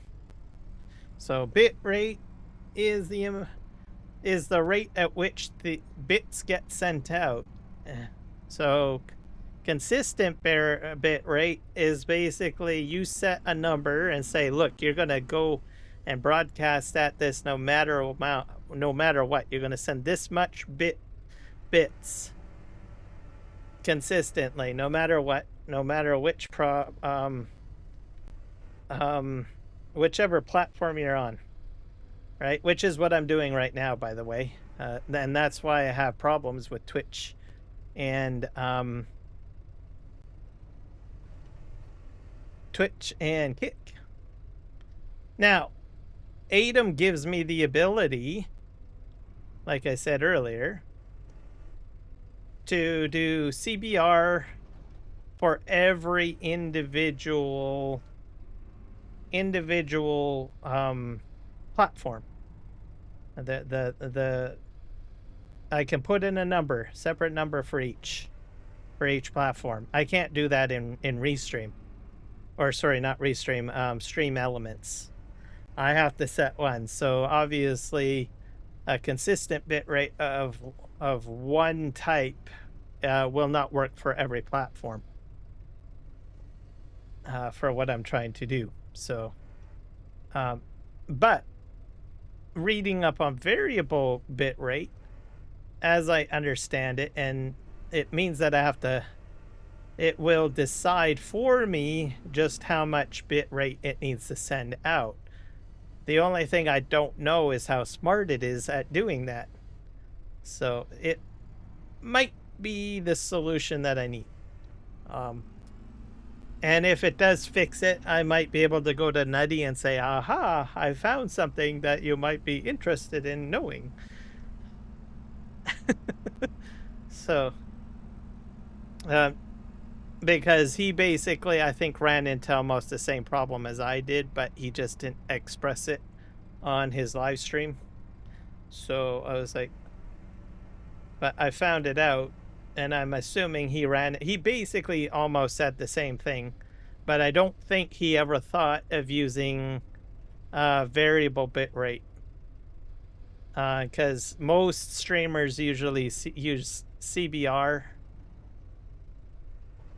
and even a lot of, recommendations from different platforms say, oh, please use CBR, please use consistent bit rate.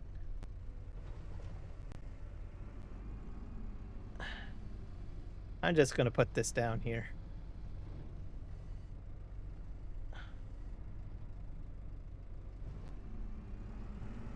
There we go.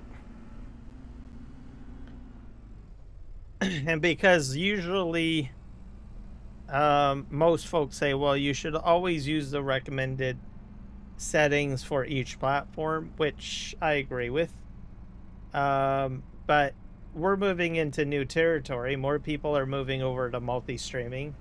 So the traditional way of using constant bitrate may not be the best method. So, and then maybe it's time to start learning new methods of doing things, right? Or I could just ruin everything by using variable bitrate. I don't know.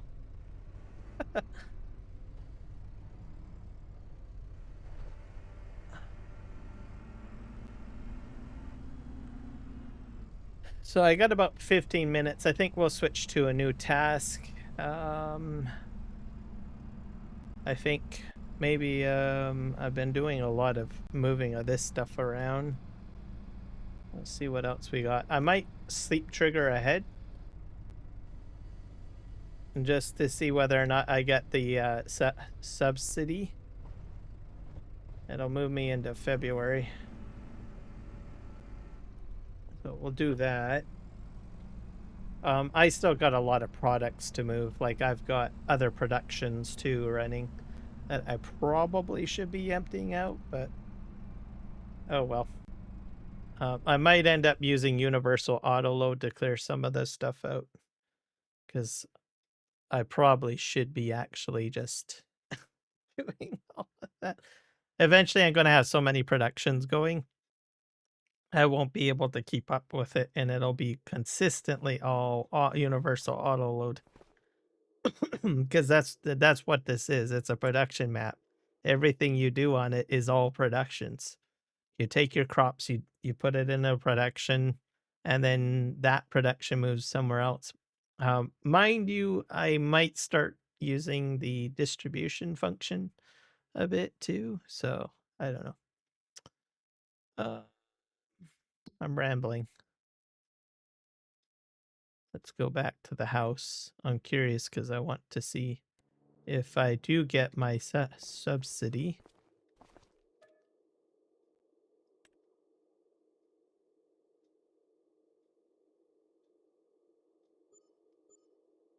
I heard some money coming in. Subsidy $1,721 for my cover crop. So that's for 3 fields in case anyone wants to know. So this field, or 4 fields, I think. Let's see, yeah, 1 field, 2 field, 3 fields, and 4 field. So I made a little bit of money. Yay!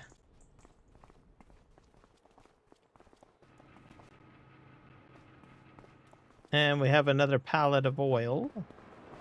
And this must be distributing automatically.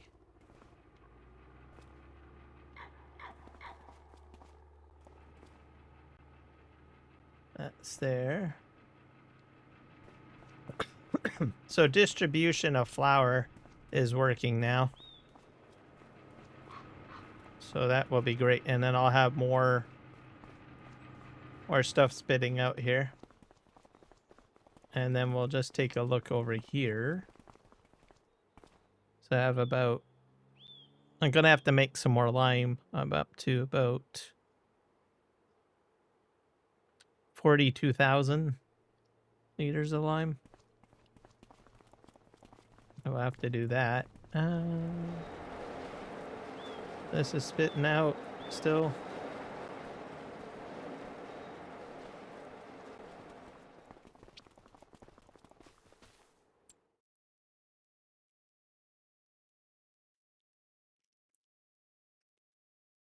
Now this field's all going to be grass when I get the chance here. Enter vehicle.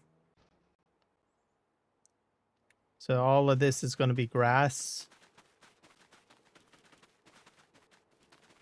And then we're doing corn as well in the other fields. Yep, for sure, Kiwi. I will be sending people your way in about 10-ish minutes or so.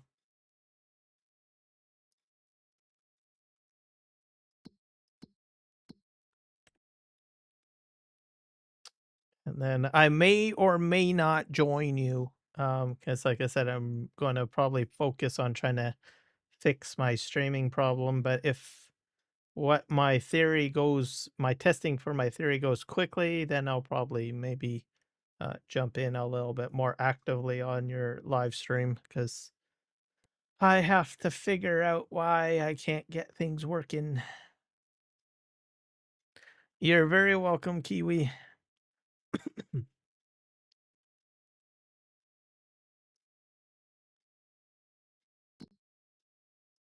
So this month I can sell a lot of stuff. Let's see if we can get a load together of something. There we go. We got about 10 minutes or so. Do I have a tractor over here?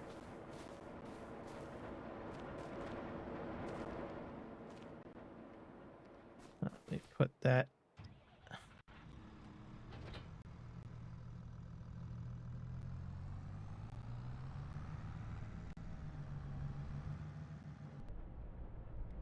gonna go over here.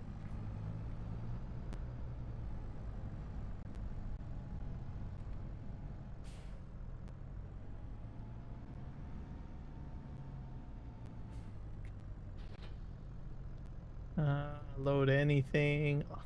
Container type all. Material all.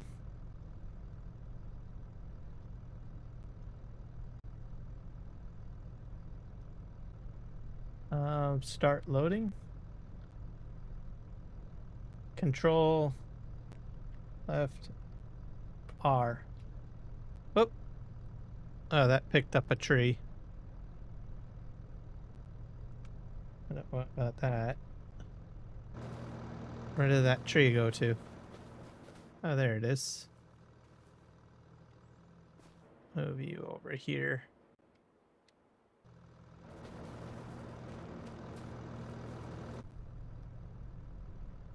Control Shift R.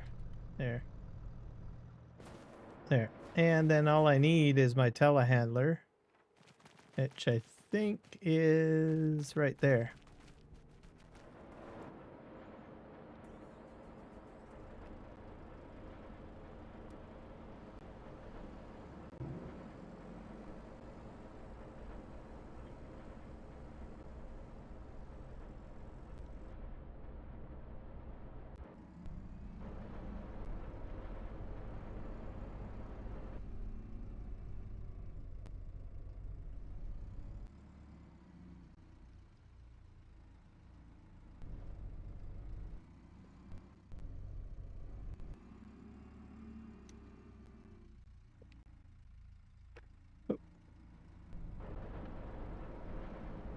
I'm gonna put this stuff over here.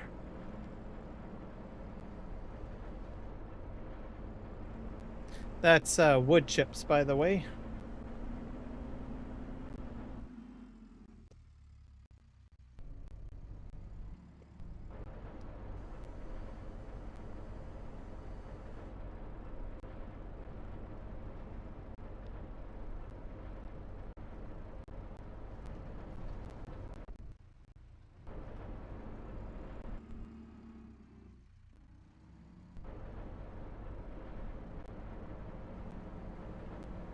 So we're gonna go for some semi-realism, as I call it.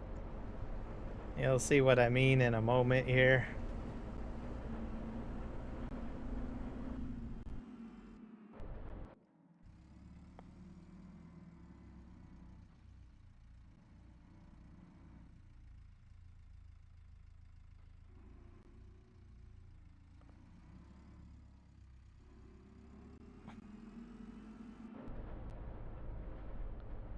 And this should just basically jump on board.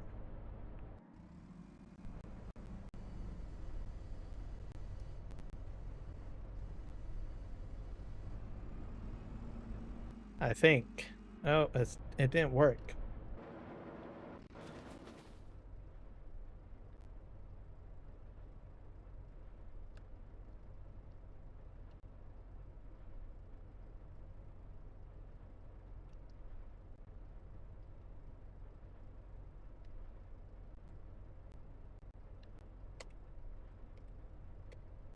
It's not working. Why didn't it work?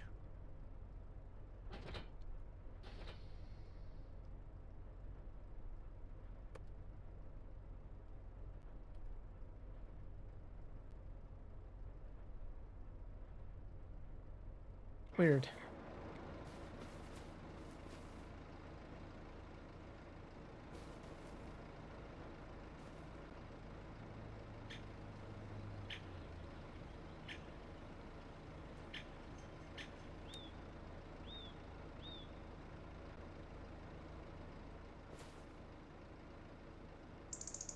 Right, Control Shift F. Oh, that's interesting.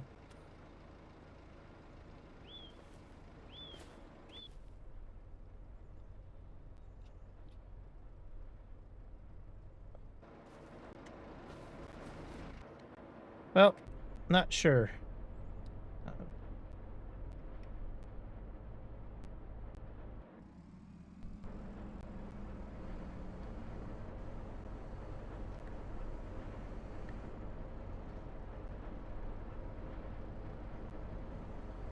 How am I doing for time? I got about 5 minutes left. So, gonna drop this over here. There she goes. They're snapping now.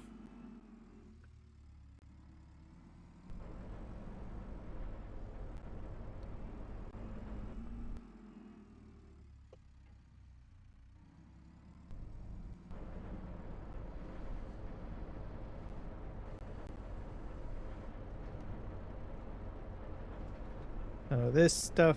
Oh, I don't want on board, so we're gonna move this over here.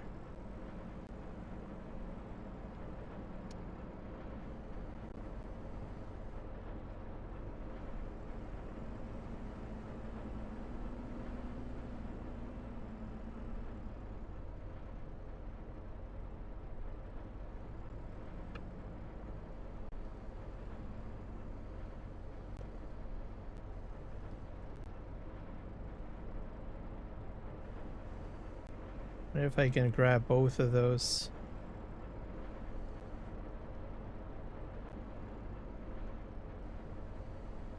Nope.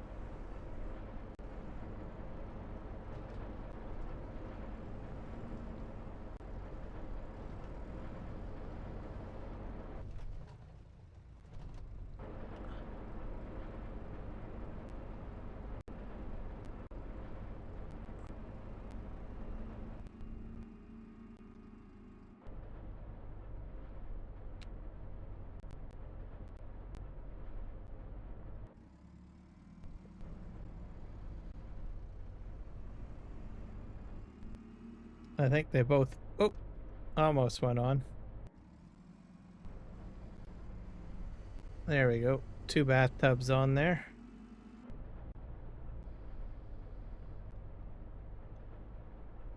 Here's another 2 bathtubs. I think these take up a lot of space. These bathtubs.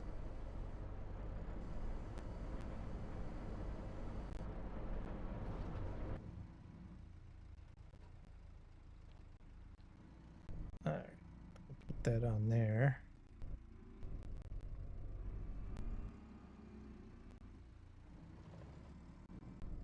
Alright. Grab that.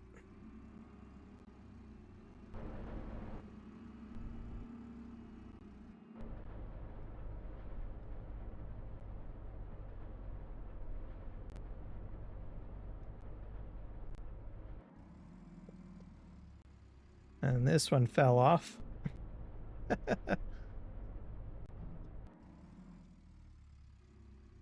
Oh, not quite.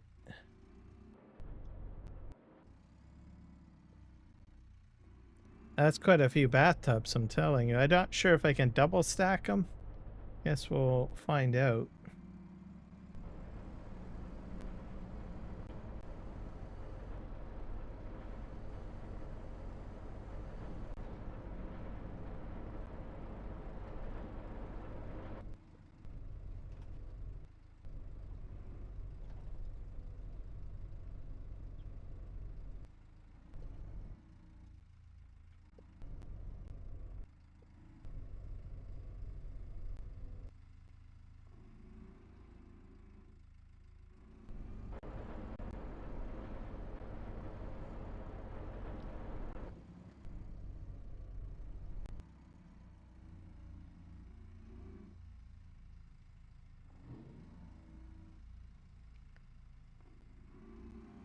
No, no, no, no, no, no. No, no, no, no. No, no, no, no. No. And another bathtub pop up. Alrighty. I will probably move that one out on its own. How are we doing for time? I got about a minute, so I think we'll call that there. I'll just have to remember to come back here and fiddle with this. I'll remember because I have that mod that logs me back in where I last played. So we're gonna get everything set up to go over to Kiwi.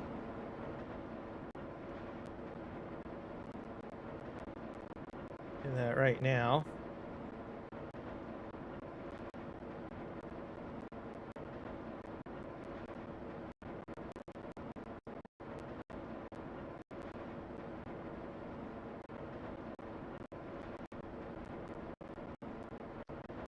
Save.